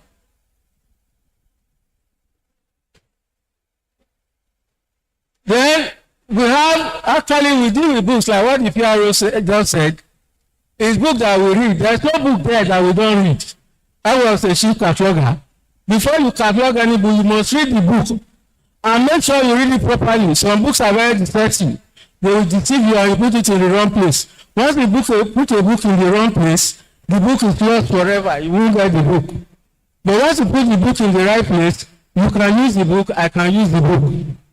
The library caters for both staff and students. And even outsiders. Outsiders, they also come for information. Once they come for information, they go to the reference desk. So if you want any information in the library and you don't know how to do it, you just go to the reference section. The staff there will help you to locate what you are looking for. With that reference section, we have some encyclopedia there. Those encyclopedia are used for background information. Very soon they will give you assignments. I know most of you will be going there for information. You use encyclopedia for background information. Then it is for other subjects, you go to the various shelves, or you go to your departmental library. We have special library like the law library and the medical library. And the medical library, they have their own resources there, like Legapedia, Law Pavilion, e-online and others. They have it in the law library. But other ones, other e-resources, we have them in our main library, which is the NTN library. You can also come there. If you want to read a book, you can go to NTN library. In that NTN library, you can carry your bags inside. Nobody will ask you, there is no portal there, nobody. But if you want to use the main library, which is the John Harris Library, you keep your bag somewhere, but remove your handset and your money. The library opens between 8 a.m. and 7 p.m. in the evening, Monday to Fridays. Saturday, 8 to 4 p.m. On Sunday, 12 noon to 6 p.m. But the branch library, they operate 8 to 6, Monday to Friday. On Saturday, they operate 8 to 4 p.m. On Sunday, they don't operate. It's only the main library, which is John Harris Library, that operates on Sunday, 12 noon to 6 p.m. So I wish you all the best of luck. I wish you the success in your academic endeavor. Always come to the library and don't be afraid to enter the library.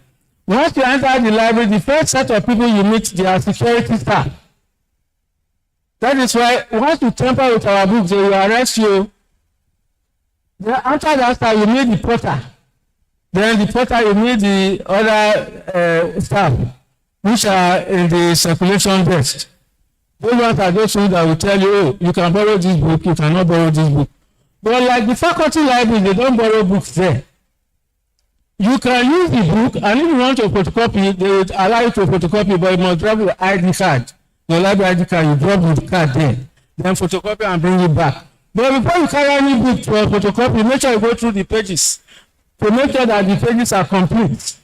If you carry the book and you come back, they will check the book, and once any page is missing, they will charge you. So you have to be careful when you are using our books and non-book materials. Thank you very much.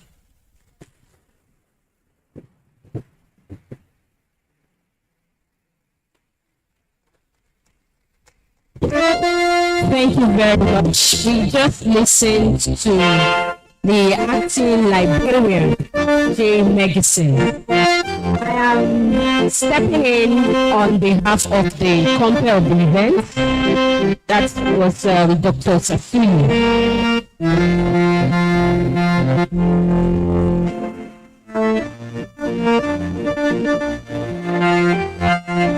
So I want to believe that from the speakers so far, you picked something from their addresses. These things they're saying may just sound like theory until you meet the actual experience, just like the book that he referred to.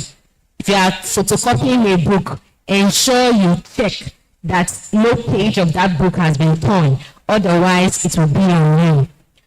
So, on that note, we'll move to the next item of the program, which will be online records. I'm sure a lot of you have done that, online records. And to speak to that topic is the acting director, ICT CRPU. Here's Mr. Samuel Kennedy. Please can we welcome him with a round of applause as he takes over the microphone.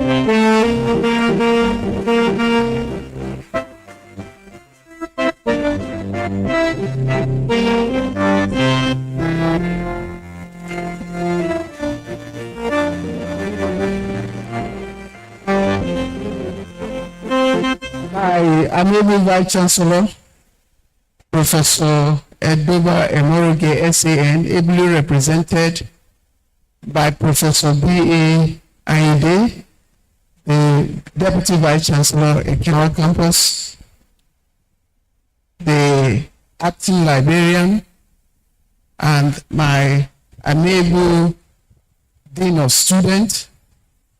Ladies and gentlemen, ICT is a very important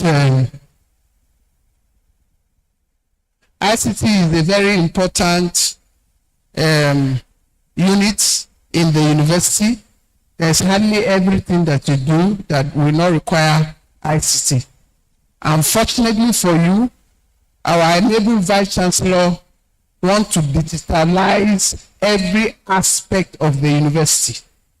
We thought we have arrived, but when the Vice Chancellor came, he has given us a new mandate that he wants almost every aspect of the university to be computerized.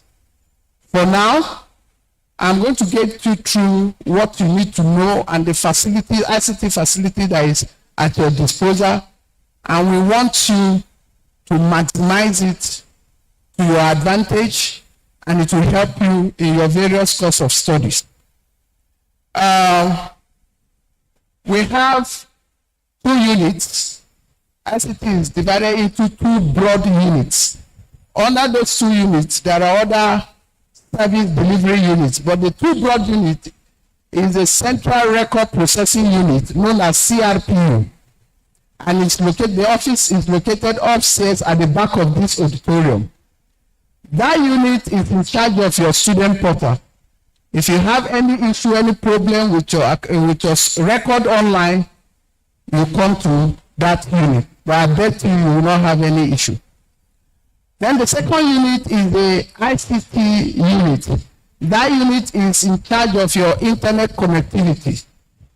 If you have any issue that has to do with your internet connectivity and your email, your official email, those of you that have matriculated, that have been cleared and you have matriculated, you will soon be given an official email of the university. That official email is very important. You can communicate with it to any part of the world and it will be highly respected. It is not like the normal Yahoo, Gmail, and other emails that is for public domain. This email is customized for University of Benin. The email starts with your first name, your first name dot your last name at Uniben. If you are in education, EDU, then dot edu. So let me call it again. Your first name dot your last name at edu dot uniben dot edu. So that shows that that student is an education student. If you have your first name dot your last name at law dot uniben dot edu, it means that student is a law student. So let's go through the presentation. The ICT units are responsible for application processes. We are also responsible for admission processes. We're responsible for clearance processing, registration processing, and examination processing. The word processing is very important, and I want to emphasize on that. We don't give admission. We provide platform for you to process your admission. There are two different things. Am I communicating? We don't clear. If you are cleared in your various departments, but we provide the platform for you to be cleared. We don't conduct exams. We are not your lecturers. Your lecturers take your exams, but we give them platform to conduct that exam. So the word processing is very important. If you meet anybody in ICT and he tells you, he can give you admission or he can give you examination score, it's a fraud. We don't do that. We only provide platform for that activities to take place. Then we have two sections. Before you are admitted and after you are admitted. Before you are admitted, you fill an application form. After your JAM, you have been told after completing your JAM exam, the JAM send us the results. All those people that score 200 and above, we filter them out. We filter those records out. Sometimes people that apply to University of Benin, there are over 30,000, 35,000 candidates. So you are lucky to be among the few to have been chosen. So when we filter those who score 200 and above, if you score 199, you will not be taken. So those people who score 200 and above, we put their record online. Those are the people that will be eligible to apply for post-UTME. So if you score less than and you go to apply, it will tell you your record is not found or you are not eligible. After filling your post-UTME, then we have other categories of students. Those who come for direct entry.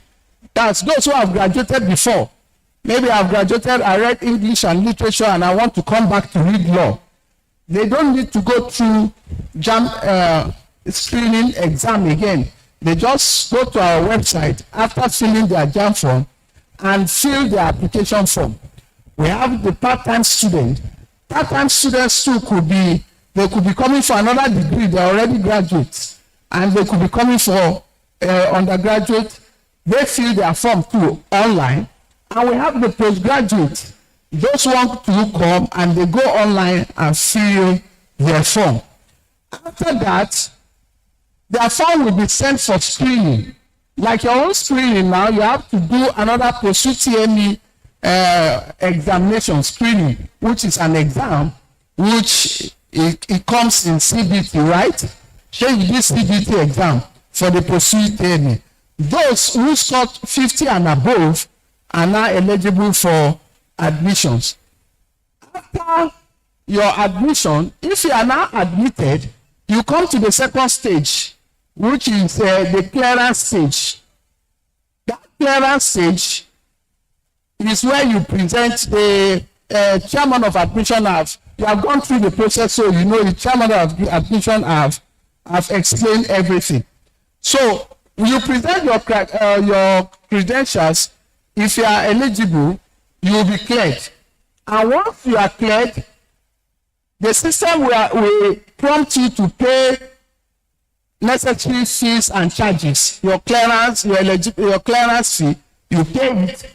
And after you pay all the necessary fee, it moves you to where you will request for clearance. Most of you have gone through this procedure. You request for clearance, and your clearance officer in your various departments sees your clearance from. I should pause. Okay. Sorry to interrupt. Okay. Okay. Our very distinguished students, sorry to interrupt the lecture, but like you've been told, you're special and very dear to the Vice Chancellor.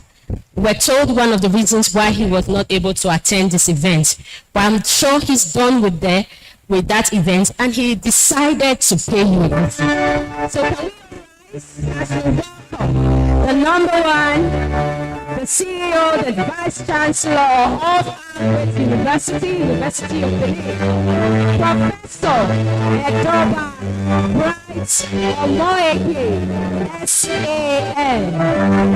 And his principal officers, we have the Deputy Vice Chancellor of Academic, the Deputy Vice Chancellor Administration, the Bursar, and the Registrar on his contract.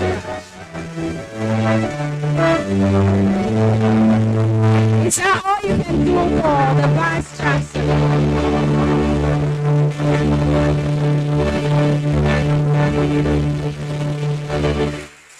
With the kind permission of Mr. Vice Chancellor, you may please take your seats.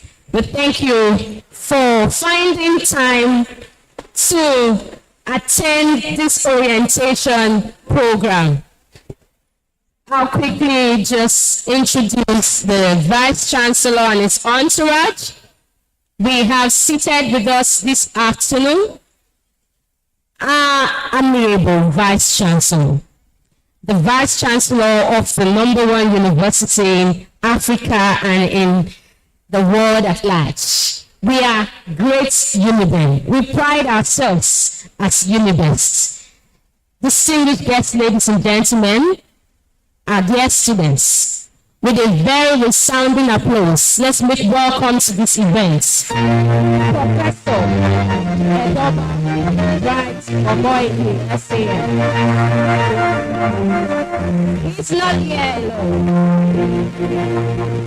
He's here with the Deputy Vice Chancellor Administration, Professor Osubo. A round of applause for him.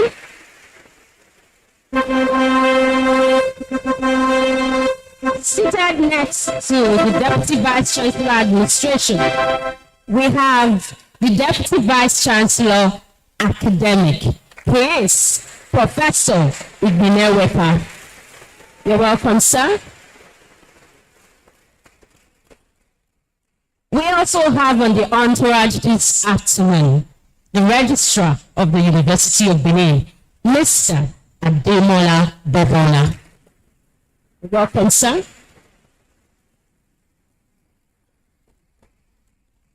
And also we have the Acting Bursar of the University of Benin, Mr. Gabriel Osadoro.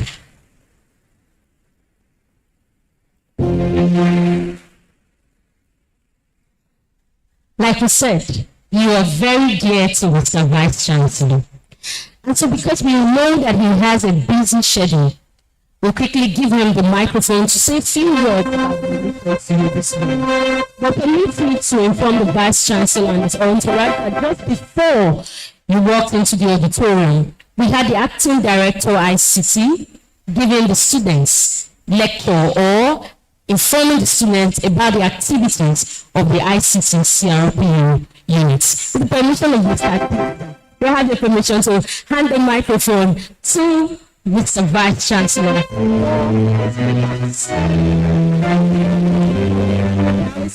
Mr. Vice Chancellor, step forward to address this gathering of the 2024-2025 academic organization exercise.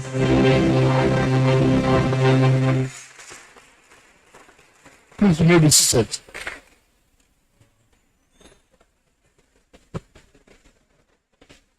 Good afternoon, everyone.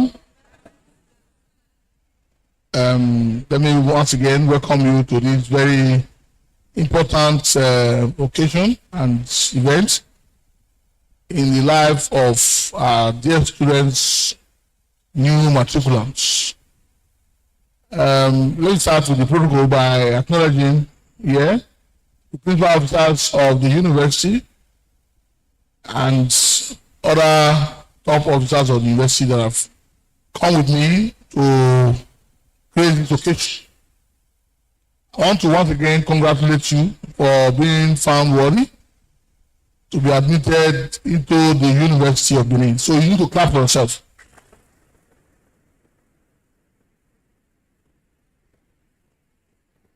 I'm sure that there's a reason why you chose to come to the University of Benin. Yourself and I'm sure your parents, guardians, made a very good choice to say that you want to come to University of Benin. University of Benin is a foundational university in this country. And what do I mean by that? It is one of the first 6 universities in this country and specially recognized as a first generation university. So you need to clap for yourself again.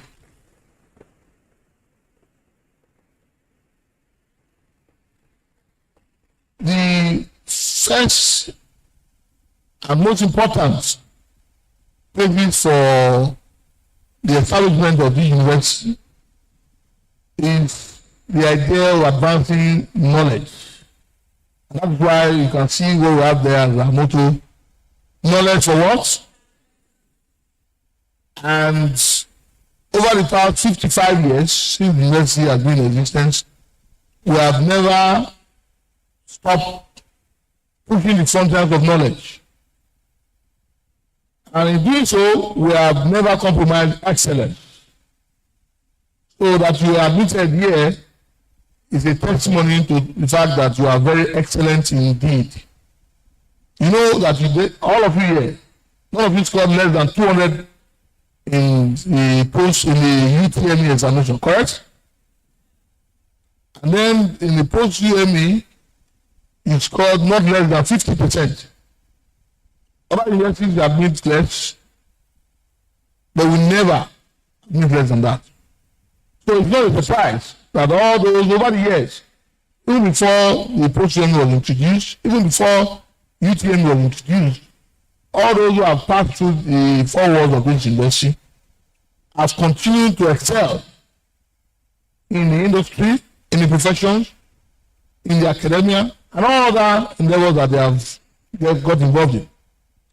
So it is my prayer that you are going to also emerge and join the ranks of excellent graduates of this university. This amen. And the way to do this is to be very focused. I'll use myself as a point of contact to all of you. Because as you probably obviously know, I'm an alumnus of this university.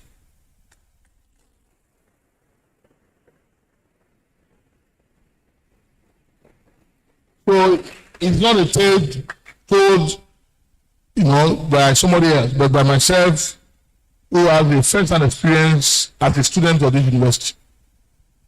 Many years ago, I recall 1987, I was admitted as a student of this university to study law.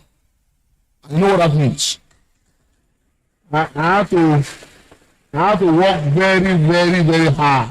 Records are there to make the grade, because if you don't do well, not just 200 now, you have to score very, very high before you can even be admitted.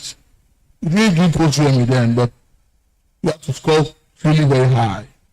And I did, and I came in as a young 17, 18-year-old boy. Some of you are even younger.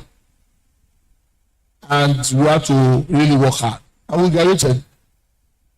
I always tell people that if I, given all the challenges, could graduate in record time and in good grades, I don't see why any of you cannot do that. You always graduate. You graduate if you focus on doing the right thing here.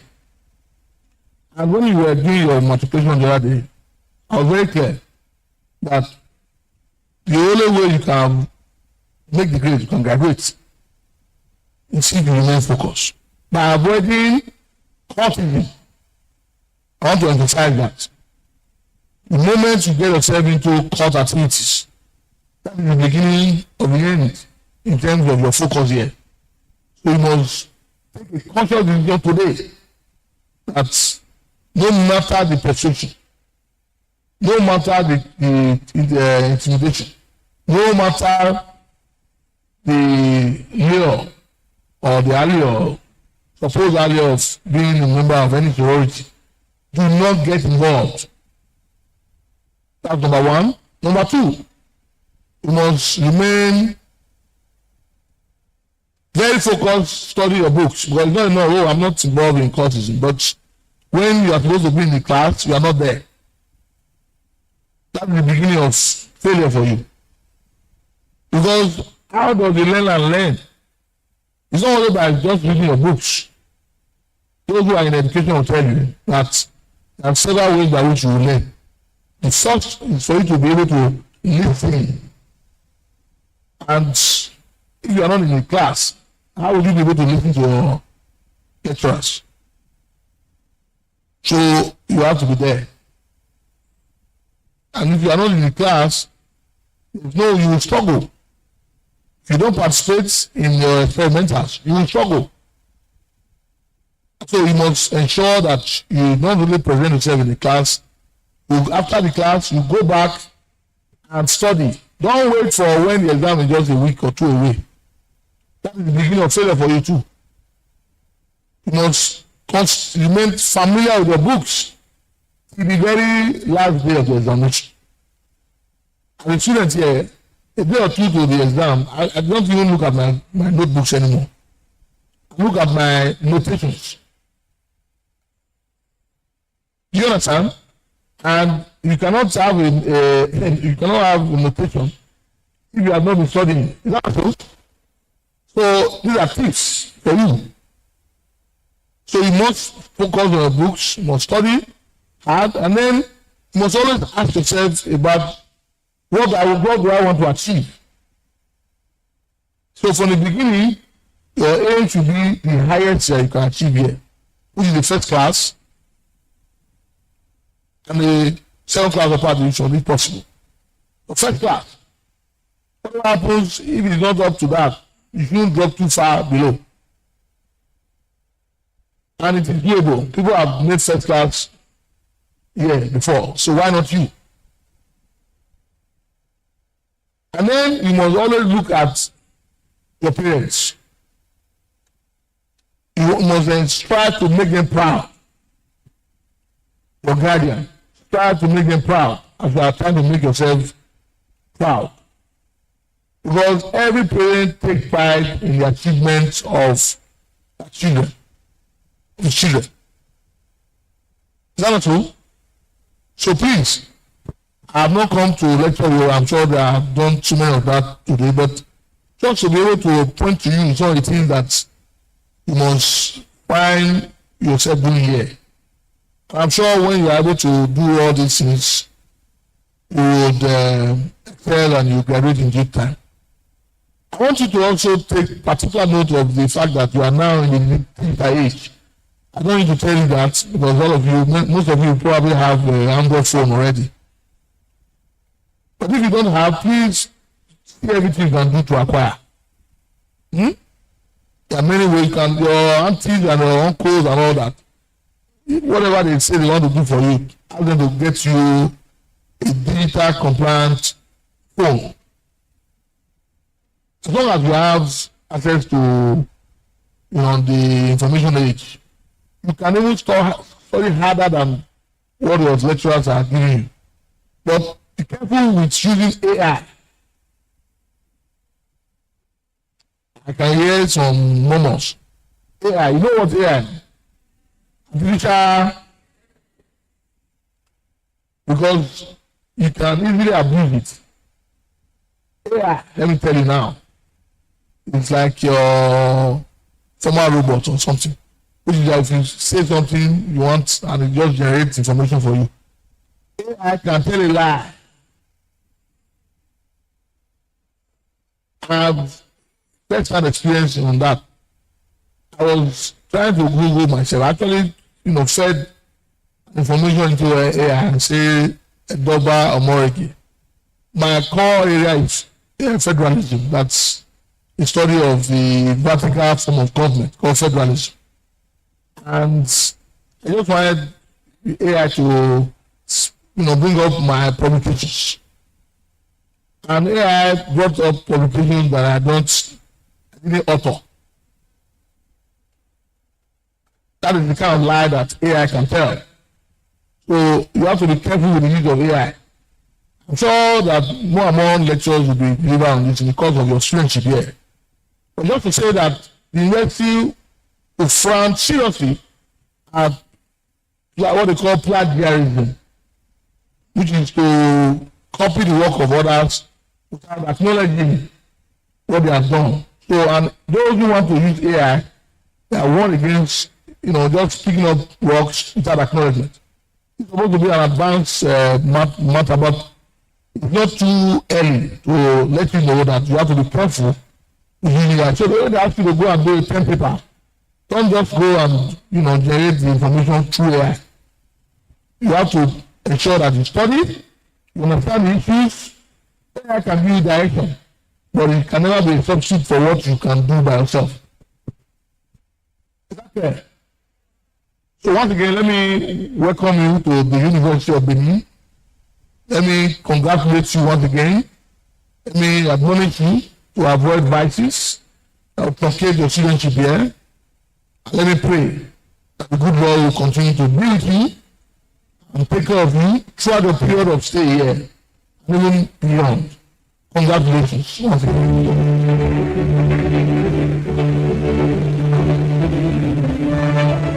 With a standing ovation, let's appreciate our Vice Chancellor. What do you say to Mr. Vice Chancellor? Thank you, sir. You may be seated. Thank you. This is a live example of a product of Unibank. So come 30, 20 years from now, we expect you to work with I've just been reminded about something which is very dear to my heart, which I think is important, being one of those that brought it about, that to speak about. And that is the National Education Loan Fund, what we will call NEL Fund, short. I'm going to encourage you, all of you here, to go. Don't bother whether your parents are billionaires. You understand? Now that you are here, you have commenced the journey of self-actualization on your own. What I'm trying to say is that the University of Benin will encourage all of you to go and migrate into NEL Fund. They call it a loan, but it's a federal government scheme. It's a government scheme to support you throughout your stay as a student of this university and all other universities. So don't be scared about the idea of loan. The government came to support you. And the reason why we are emphasizing it is that even before this first semester exam commences, we want to have all our school charges in. So very soon we are going to put up a deadline for which we will no longer will not go beyond the purpose of clearance and payment of school charges. I know that for year one, most of you have already paid. But I'm saying it for those who are in year two. So those who are in direct entry, year 2 and all that, please go and tell your colleagues. Even those who are in year 3, I'm sure you interact with them. And those who are in year 4 or even year 5, depending on the course. In the course of interaction, speak about the NEL fund. I'm sure you have older siblings as well. And even your parents. Go and speak about NEL fund. I was one of those that worked on NEL fund. And we have to do a worldwide study. And we identify those things that are bad in order to go in that country zone, clean them up, and make sure that ours is not the model. I'm sure very soon the world will get to know that the Nigerian education loan fund is the best in the world. Because it's not going to bother you at all. It's after you have gone to start work and you are comfortable at work that you will be asked to, return back just in bits and pieces. Because the money that is being used for it is from taxpayers' money. And so whatever you are going to even return back will also help to fund your own children when they are up to school age. You know what that means? Means that even for you when you are graduated and you are working, you won't have to have sleepless nights about where to get money to fund your children their school fees. You understand? So I will encourage you to go and encourage others to get into NEL fund. And it's not only for your first year, even for your second year, your third year, and your fourth year, and still graduate. Now, the other good thing about NEL fund is that you are going to be getting, for now at least, subject to further increments, at least 20,000 naira every month as stipend for your upkeep. How more wonderful can that be?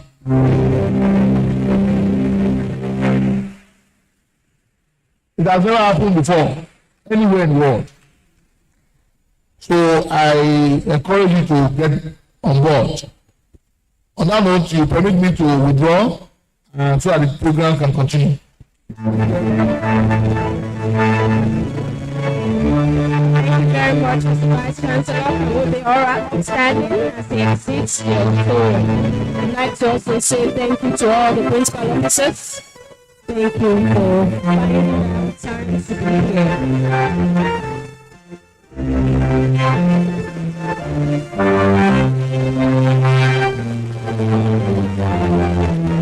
That's our Vice Chancellor, Professor Edoba Bright Omoibi. Thank you very much. Please be seated. What that means is that you don't have to labor to pay for your school fees anymore. That's what he said in a nutshell. You don't have to start thinking or worrying yourself. So do well to tell those who actually need it to enroll in NET fund. All right, may I now quickly call back to the microphone Mr. Samuel Kende to continue with his lecture. Thank you.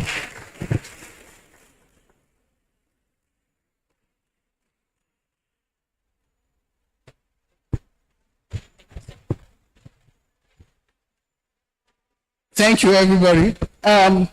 We stop at the point where you are admitted. Now, once you are admitted and you are cleared, you pay all the necessary. Okay. Please, may all of you be seated. The program has just begun, and this information you have This information you have is very important. Hello.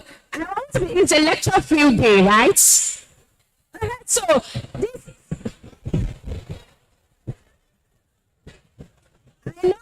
Hello. Okay. Please, I know you've been here all morning. Very soon you'll be out of this place. But I want you to know that the information that you are hearing now, it's very important. There's a difference between when you hear for yourself and someone else is telling you. So please just listen, be patient, and then in no distant time we'll be out of this place. I'm sure this information will do you good. Thank you. Thank you. After you have uploaded your necessary documents and you are cleared, I think there's an eligibility form that they sign, right? Keep that eligibility form and have several photocopies. When you are about to graduate and leave the system, you will also need it for your final clearance. Am I communicating? And there's another clearance that is coming up when you get to your third year. You need those documents. You see why this program is highly important. And as she said, the moderator said, it's better you hear it by yourself than to be told, because you can be given the wrong information. So those documents that they use in clearing you, please keep them. They are very, very important. Now, after your clearing officer has cleared you, you have signed the eligibility form, the next thing is post-clearance. After you have been cleared, you are now allowed to pay your school fees. You cannot pay your school fees when you have not been cleared. You can now pay your school fees, and after paying your school fees, it then means that you can register. It is after you have been cleared that you have become a student of the university. Every other thing, every other stage you are going is just to add value to your clearance. So after clearance, you can now pay school fees. After you have paid school fees, you can now register. You see how they are linked. If you don't pay your school fees, you can't even book for accommodation. Who are those that are accommodated? Who are those that apply for accommodation? Good. You can't apply for accommodation when you have not paid your school fees, and you cannot register. So after that, you can now register your courses. Now, this is very important.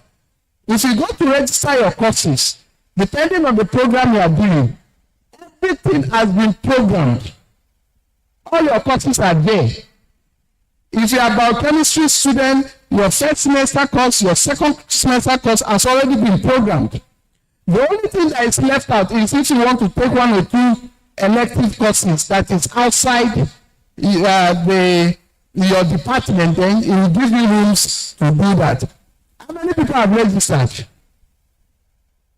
Good. You found out that it was simple. You just immediately you log in, all the subject that you're supposed to register for your course, it's already there. In fact, the only thing you need to do is to just press the submit button. You see what ICT does? It makes everything extremely very easy. So after you have submitted your registration form, if you don't submit your registration form, it is due that you have not completed registration. That submit form, if you don't submit it, you don't click it, your registration is still under processing. That means you are not yet through. Because if you look at your registration and you leave, you can come back to it later. You can come back to it any other day. Until you submit your registration form, it is due that you have not registered. Now, I'm emphasizing on registration. Please take note. Registration is very, very important. Very important. If you don't register online, submit your registration form, you will not be able to sit for any examination in the university. What did I say? You will not be able to sit for any examination. Sometimes some department will give you manual forms to fill and say, okay, these are the courses you are going to register. I'm not saying it's not good, I'm just educating you. Trying to enlighten you. The online registration is the official university registration. And if you don't do it, it's as good as you have not registered. Even if you fill the manual paper they gave you in your various department, and you will see why. As the lecture continues, you will see why. So after submitting your course registration, your course officer, your course lecturer, or course officer, course advisors, he will look at your registration form. If there are defections, if there are certain things you didn't do well, he will reject it. When he rejects it, your form will be refreshed back for you to go back and make such changes. If he does not reject your registration form, you cannot have access to it again. Are you with me? If your registration is right, is properly done, he will now validate it. Once he validates your course, your registration is validated by course advisor, those courses you register now becomes your official courses that you are going to sit for and are going to be examined on, and that you are expected to write exam in those courses.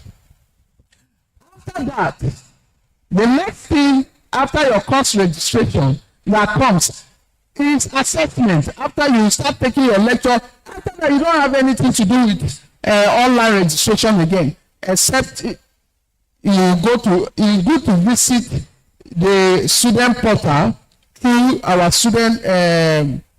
university website www.uniben.edu. You see students portal, you click it. That's way of COFA. A lot of you have used it. Always check the student portal at interval.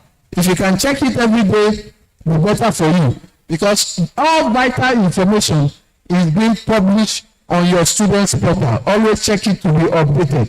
So after you have finished that registration, you don't have much again to do on student portal than to be visiting it constantly and be checking latest information, any information that relates to you or relates to your course or relates to your examination or midterm assessment, and so it will always publish it on your students portal. The next thing that will come is your sectional exam, your semester exam. When you go to write exam, attendance sheet is being produced, and it is our unit ICT that produce attendance list. So before you enter the examination hall, there is an attendance list. It depends on how those conducting the exam want to administer the exam. Some will prefer that they call your name one by one, then you enter the exam hall.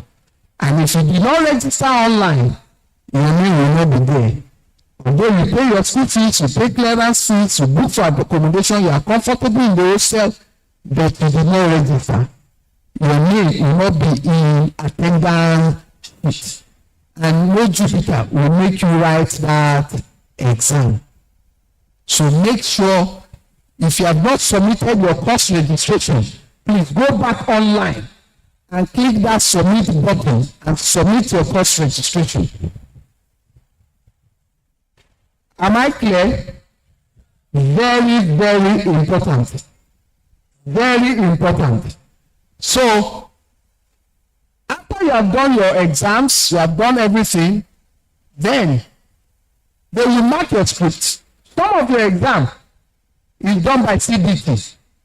Some of your exams will be done by CBT, especially those large volume exams like GST. GST, everybody offers GST, irrespective of your courses, right? So GST is a large volume exam. It's done by CBT. And we are the one that produce the attendance list. That attendance list will be uploaded on our server. So when it is time for you to come and write your exam, and you are given a computer, you will log in with your either student ID or your matriculation number. If you did not submit your course registration, your name will not be among to write that CBT. But once you log in and you register properly, it will come up. Your name will come up. You can even put your passport there. Your picture, your name, your details will come up, and you can write your exam. You see why online registration is very important. I keep emphasizing it. Online registration is very, very important. After that, after you have done all your exams and the semester is over or the session is over, you have done first semester, you have done second semester. In second semester, you don't need to register again. You only register once. Once you have registered in first semester, that registration covers the entire session. So second semester, you don't need to register again. You just come, because when you are registering in the first semester, you are registering the courses of both first and second semester at the same time. So second semester, you just resume your normal lectures. At the end of the session, you do your exam, and there's a break, you go. The lecturers will mark your exams. After marking your exams, they will upload your scores. Computer will read only the names of those that have registered. Pick their scores from the avalanche of scores that they have been uploaded and merge it with their records. So those of you that have registered, all your scores will be online, will be uploaded. And once your scores are uploaded, when you are coming back at the end of the session, you are coming back as returning students. What did I say? You are no more fresh student. At the end of the session, you have done your exam, they have uploaded all your scores. When you are coming back for the next session, you are now a returning student. So you can see at the end your status, the last box there, is your status will be set to returning student. And when your this is set to returning student, you can now register for the next session. So you see, if you don't register now, you cannot even register for next session, because it is when you are registered that your scores of this session will be uploaded, and you need the scores of this session to register as a returning student. So that is why I'm emphasizing on that course registration. I haven't done that, so that's why I said all students must register. If you don't register, the CPT exam, the OMR exam we conduct, your name will not be there. You will not be able to sit for any of those exams. Now, examination processing, we help. I told you that we help with the processing. We have CBT, where you write your exam with computer. You wrote your POSUME with CBT, right? And again, we also have another exam called OMR exam, where you are giving an answer sheet that you shade A, B, C, or do you have written that exam before? I think you did it in NECO and WAEC, right? Also, we also have that form of exam. Now, the one on top is the CBT exam.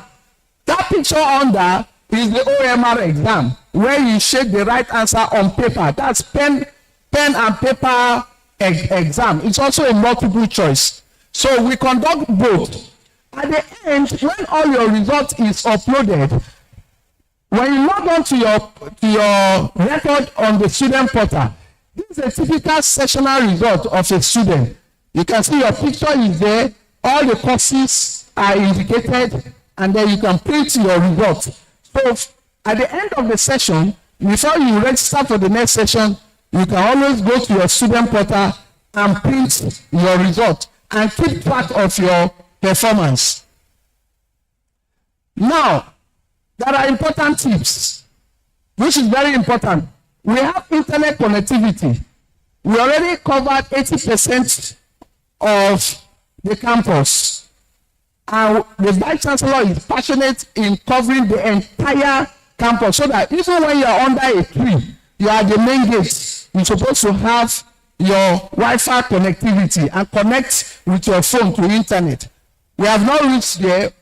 We have some new buildings that are coming up, new offices, new classrooms that we have not covered. But there are plans to cover all those areas.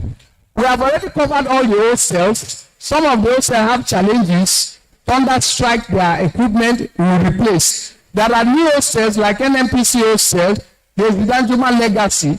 We will make budget for it and cover it so that the students in those new hostels can also have internet connectivity through Wi-Fi. Then I've told you about the email. That is the format of the email, john.adu@law.uniben.edu. It shows that this student is a law student in Uniben. Always use your official email, and we will always send the dean of student. Yes, we will work together. Anytime the dean of student want to pass an emergency message to you as a student, the fastest is your email. It will give us, we will broadcast it. When you log on to your email, you will see you will see the message. So always check your email every day.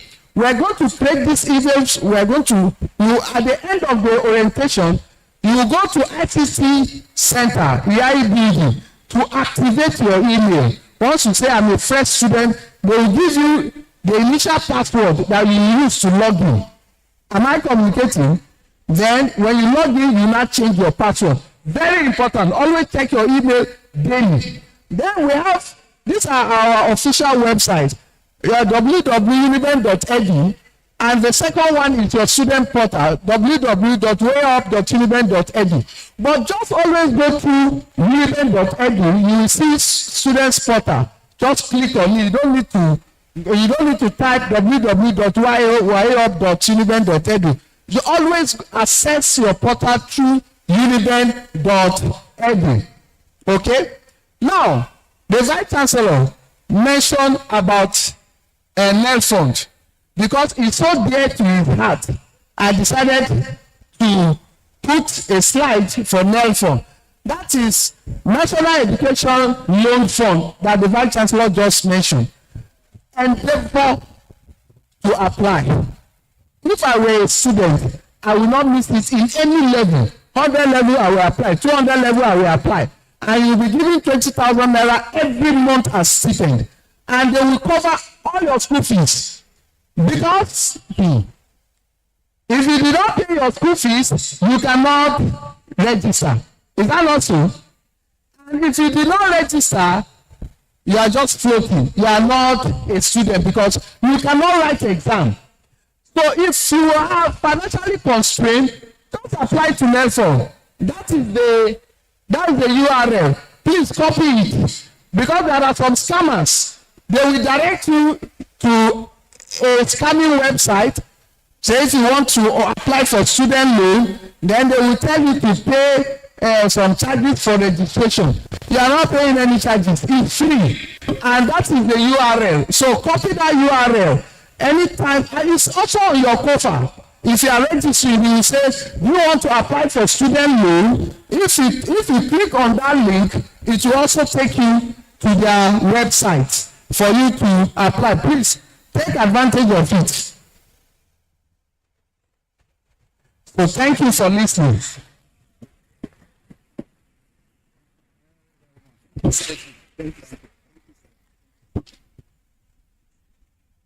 Thank you, sir. Please, can we give him another round of applause? The Acting Director of ICT CROPU. Did you gain something from that lecture? All right. We're moving forward now. We'll quickly call on, they've been talking about your registration.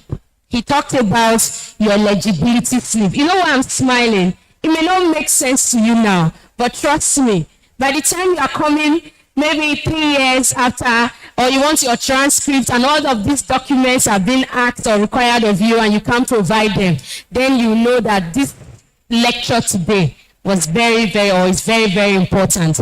So quickly, we were told that in 300 level, you're still going to do another process of screening. And so, we now have to speak to us on certificate screening in University of Benin. We have no other than the chairman of the screening committee, Professor J.M. Omoyaki. Round of applause for him, please.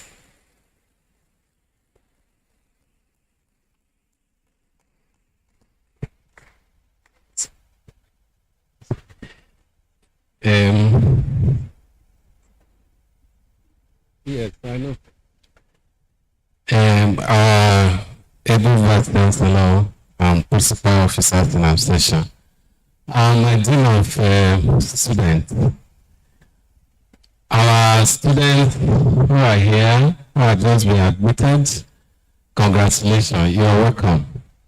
Yes, I'm going to talk very quickly and briefly on the essentials of student certificate screening.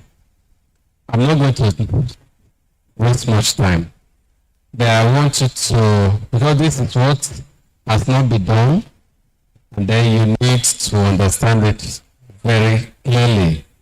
Yes, at the end of the presentation, you are going to understand why we screen certificates despite clearance by our competent officers. Number two, you will understand the process of screening. Number three, you will know the content of screening. What do we screen? Number four, know why students fail screening. And then finally, what you do when you fail screening. I want to say that the screening you will not need to appear like the way you did for clearance. You already have your records ready for screening. The records are already there, so you don't have to bother your head, when are we going to be screened? That is if you submitted your record files. So I'll talk about that when I get to why we usually fail screening. You see, in the University of Benin, students are admitted into various departments, faculties, schools, and colleges, and institutes. You can either be admitted as part-time or full-time, or established, or through the affiliate programs. You may not understand some of those terms, but you just know most of us here now are full-time students. So these programs require different requirements. And based on the institution, UNIBEC commitments to excellence, the guidelines and requirements that are spelled out by the governing body, which is NUC, are used to clear students. And then the screening office or committee is just an internal mechanism to ensure that the clearance officers did the right thing. That is what the screening office does. It's an internal mechanism to assist in doing the right thing. Over the years, before the screening office or committee was established, there were a lot of false certificate admissions not properly done, students who don't have the right qualifications admitted into the system. And so the Vice Chancellor Office established the screening office. And with that now, we now have quality certificates, the right requirements, and the real students admitted into our program. I just want to believe that you are the right student, and I pray that you will graduate excellently from this program. What are the content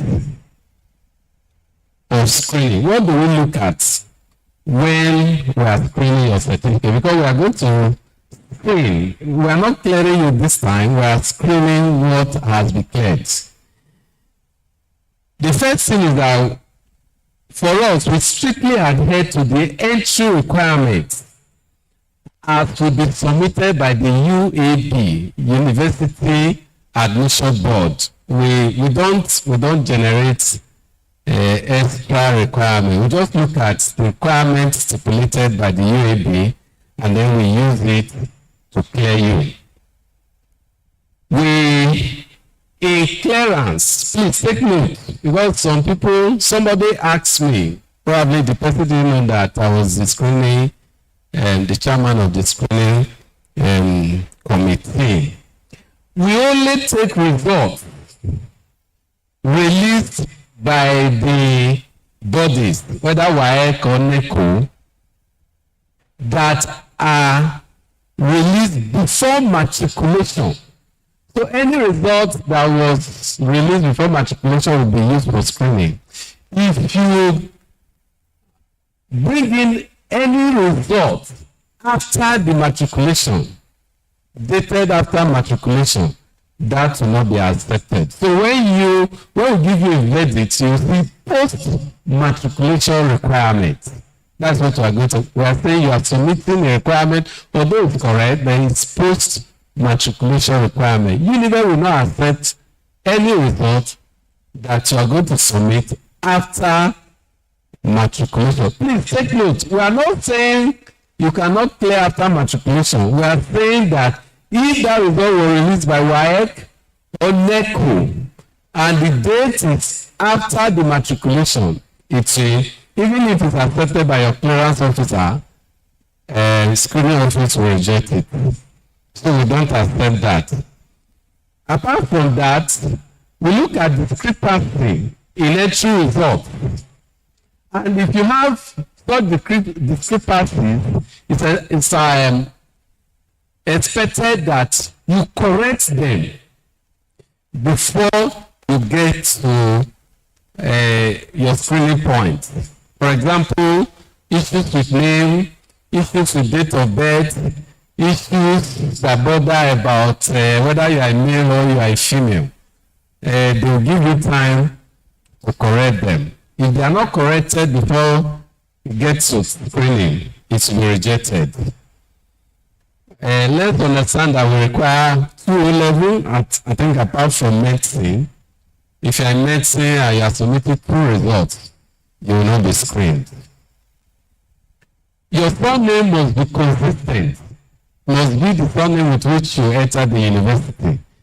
We can only accept a change of surname if you got married before you were admitted. You went to your SSC, but you got married before admitted, and then you have a change of surname, we will accept that. We don't accept initials. If there are initials in your results, we will not clear you. We will not clear you rather. We expect that to correct it. There are times some names are shortened. Usamudame, you turn it to Usaf. Usaf to us, it's not the same thing as Usamudame. If you have that, if you are cleared with that, this screening, we are not going to screen it. If you introduce prefix or suffix to your name, we will not accept it. We only accept short form of a name if it was shortened by the examination body, because there is a number of characters that WAEC takes. Maybe Ustapama, Ustamudame, Ustamegi, all those names are too long. Wait, the last one, we know that it was shortened, but not you deliberately shortening Eniola as Ola. I expect us to accept that Ola is the same thing as Eniola. No, we will not accept that. Well, date of birth that are not consistent, like what the admission officer said, will not take that. Well, if you were given a special consideration, take note of this. Maybe during clearance, the university deemed it fit that these inconsistencies can be overlooked. I don't know. Cases like that, 2 cases happen. They will write you to say that, okay, we can accept this from you. When you are submitting your materials, your documents for screening, you must submit that letter along with the clearance. So we will take that. When we screen you, after screening, we are going to give you a certificate. There's a certificate that will be generated. And that certificate, you must keep it. Because without that certificate, you cannot collect your statement of results. You cannot collect your certificate with which you graduate. So you need schooling certificate to get all of this. And if it's an issue to you, please keep it very well. If you were not screened, your result cannot go to Senate for final approval. If you fail screening, if eventually maybe somehow it got to Senate and it was approved, students are sure will not clear you, Senate matters will not clear you, exams and records will not clear you, and you will not be able to get the result. We had a case of a student graduated in 2014 and couldn't collect a certificate till last year. Now, what makes students fail screening? Take note of this. Number one is failure to submit your record file. They gave you, I think there are 4 record files. Okay. When you finish filling, you are supposed to return one.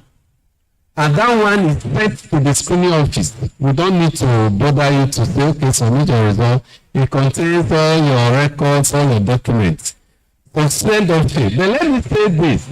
You don't need to be afraid that at the point of screening, over 90% of the students admitted are screened clearly without problem. I pray that you will be one of them in Jesus' name. So without problem, all those who submitted did that. I also want to say that this time around, we now screen at 200 level. Your result, your certificate will be screened by next session. We are screening the correct 200 level. So you watch out for the certificate by next session. Why do students fail? Number one. Number two, the school practice in biodata have said that name issue, date of birth. Number 2, 3 could be wrong subject combinations. Sometimes it's created by the department. Instead of say social science subject, such as, we don't expect the department to put such as.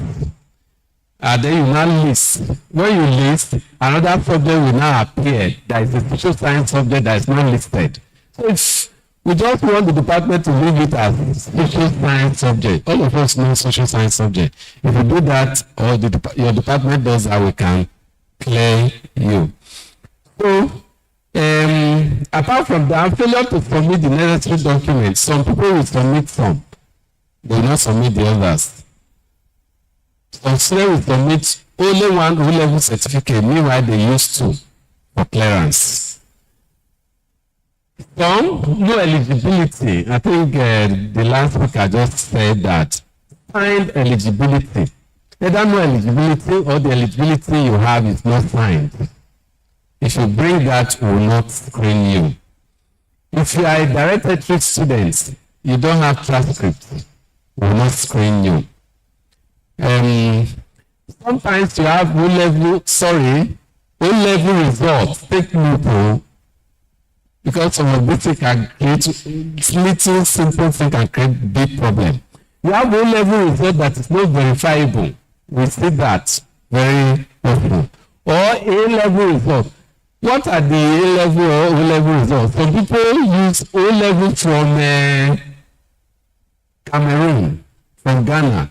It doesn't match with the Nigeria system. We will have a problem where we have A1. They just call it A something, and it's not following. So we always have problems screening. And we can't verify it online. So such can delay screening. Scratch card issues can also give problem. Instead that when we submit use scratch cards, or submit one scratch card instead of submitting 2 when you have 2 systems. Or sometimes, it's a Nigerian system. Why create problem for us? The series of scratch card they sold last year, they will face it out. They will remove it from their online, so you cannot use it to verify a student results. When it's like it's outdated. I don't know why they do that. Unibet will not buy scratch card for you. If that happens, will return the verdict that you are not screened. Recently, we are having e-verification. I'm not going to talk about that.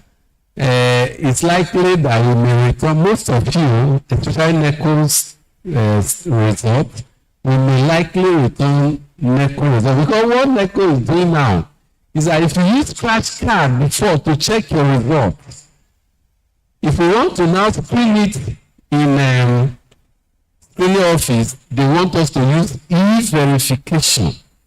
So most of the NECO results submitted can no longer check the NECO result. I feel that is dubious for a system like that, but there's nothing we can do about it. And let me quickly, as I round up now, when we screen, we send you a verdict. So don't be afraid if your certificate does not come. Check the problem. The problem will always be stated. And there's the others will have certificate. If you are not screened, you will not have certificate, but your name will be on the list. I will send you a verdict. It said that no matriculation requirement. No matriculation requirement means that the subject combinations did not meet the requirement for that course. But most times, it's because some of the students submitted one result instead of the two that combine the result properly. So when they send the verdict, please look at it. Sometimes your eligibility was not signed. Sometimes we say it's a scratch card problem. So when we send such verdict and you fail, what do you need to do? Number one, before now, we got your document from the admission board. They will send them to us without your knowledge. But this time around, you will need to resend or resubmit the document if you fail. Failure does not mean that you have not, every is falling. No. I've told you what can. Little thing. So you submit through your head of department. Your head of department will know, but not through UAB again. If you are admitted with A-level, you need to submit your transcript. You now submit scratch card.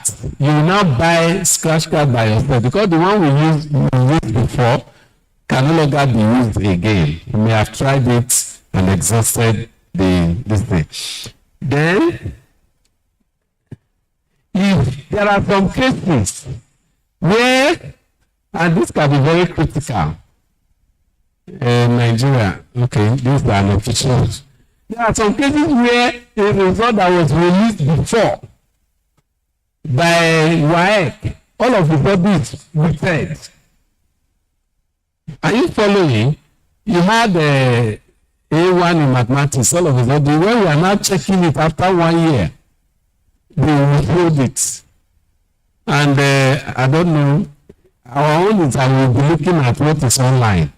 So we can have problems like that. When you have problems like that, you need to write a letter. You need to write a letter. So when you have these issues, when you have problems, as I'm rounding up, write to use, we have emails, student certificate screening at uniben.edu. When you have problems, if there are minor problems. Then if your problems are critical, you will know I don't want to mention problems. The only person that can help you will be the vice chancellor and the senate of the university, especially when it borders on your result now withdrawn. They gave you the result before we certified that yes, that result was there before, but all of a sudden it's withdrawn. The chairman or the screening committee does not have the power to screen you with that. So you will need to write to the vice chancellor, who may look at it passionately and maybe give you a clean slate.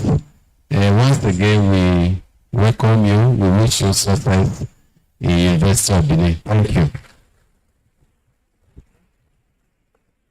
Thank you very much, sir. We just listened to the chairman screening committee, Professor J.M. Omoyaki. Quickly, we'll be moving with the speed of light now. Every other speaker, we just have 2 more speakers and then we'll call it a day. 2 or 3 more speakers, we'll call it a day. Just 2, please.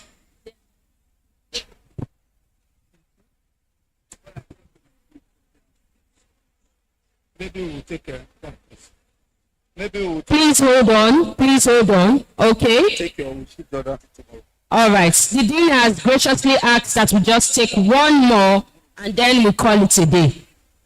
Is that okay? All right. We appreciate you for your patience. Please, a round of applause for yourselves. All right. CET, please. We need your attention. The next and the last presentation is just a 1-minute clip. And the CET will please just project it. And after that, we'll make a brief remark. And that's it for today till tomorrow. So sit back. Enjoy yourself.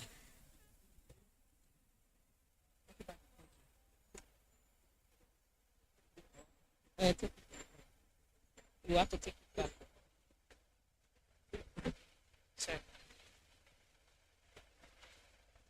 So the next clip now we'll just quickly play this and then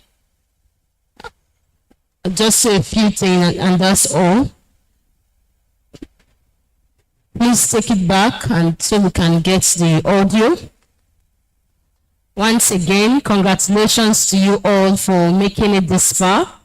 I pray also join my voice with others that have spoken today that you finish well. They say better is the end of a thing. So it's our prayer that you finish well. Please, when you're ready, let me know.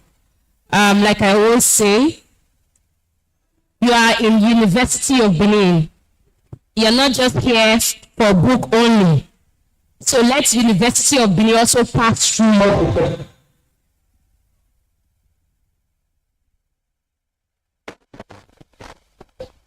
Let the University of Benin also pass Students to the prestigious University of Benin. I'm Professor Adi Mutali, Director, Center for Gender Studies. On behalf of the Center, I'm delighted to welcome you to our vibrant university community. To begin this interesting and exciting journey, we encourage you to explore the diverse opportunities available to you. The Center for Gender Studies is committed to fostering a culture of inclusivity, equity, and social justice. We believe that every individual deserves equal opportunities, respect, and dignity. We invite you to engage with us to learn about the complex intersections of gender, power, and identity. Programs are designed to empower you to become active citizens and equip you to face challenges and help transform the world. We invite you to join our community, participate in our events, and help us build a more inclusive and equitable university environment. Once again, welcome to the University of Benin. We look forward to supporting and guiding you through your academic journey. Remember, the voice matters, the perspectives count, and your contributions will shape our shared future. All right, thank you very much. You just listened to my director, the Director, Center for Gender Studies, University of Benin. Center for Gender Studies is located right behind the Faculty of Education. If you are coming from the Faculty of Law, it's also behind the Faculty of Law and almost opposite the ASU Secretariat. So we encourage you to participate in our program. The essence of gender is to ensure that we have gender equity and equality. As you continue in this journey in University of Benin, in your class, in your hostels, we advocate for equal opportunities for both male and female. So in your classes, when you have a male class rep, you should have a female assistant. So to ensure that there is gender balance in everything that you do. Just like she said, your voice matters, your voice counts. Particularly in our present society, whether you are male or female, we all, both genders, have what to contribute to the growth and development of society. We encourage you to foster an environment of mutual respect. Do not talk down at anybody. Ensure that you share mutual respect with your classmates and with everyone within the university environment. God bless you. We look forward to hearing very wonderful about you and wish you well in your stay in the University of Benin. May I now hand the microphone to the Dean of Students, Professor Igodaro, for closing formalities. Greatest Uniben students, you know what I want you to do? I want you to clap for yourself.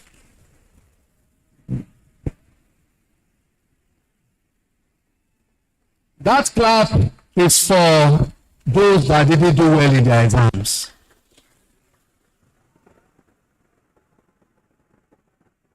Thank you. Thank you very much. That clap, the one we just did now, for those that are striving to get a B. I want us to do. Thank you very much. Thank you very much. Thank you very much. You all have been very, very wonderful. I want us to give ourselves what we call locomotive clap. Now, locomotive, you just watch my hand. Pa, pa, pa, pa, pa, pa, pa, pa, pa, pa. Can we do that? We'll stand up and do that, please. Just watch the movement of my hand. Go ahead. Clap.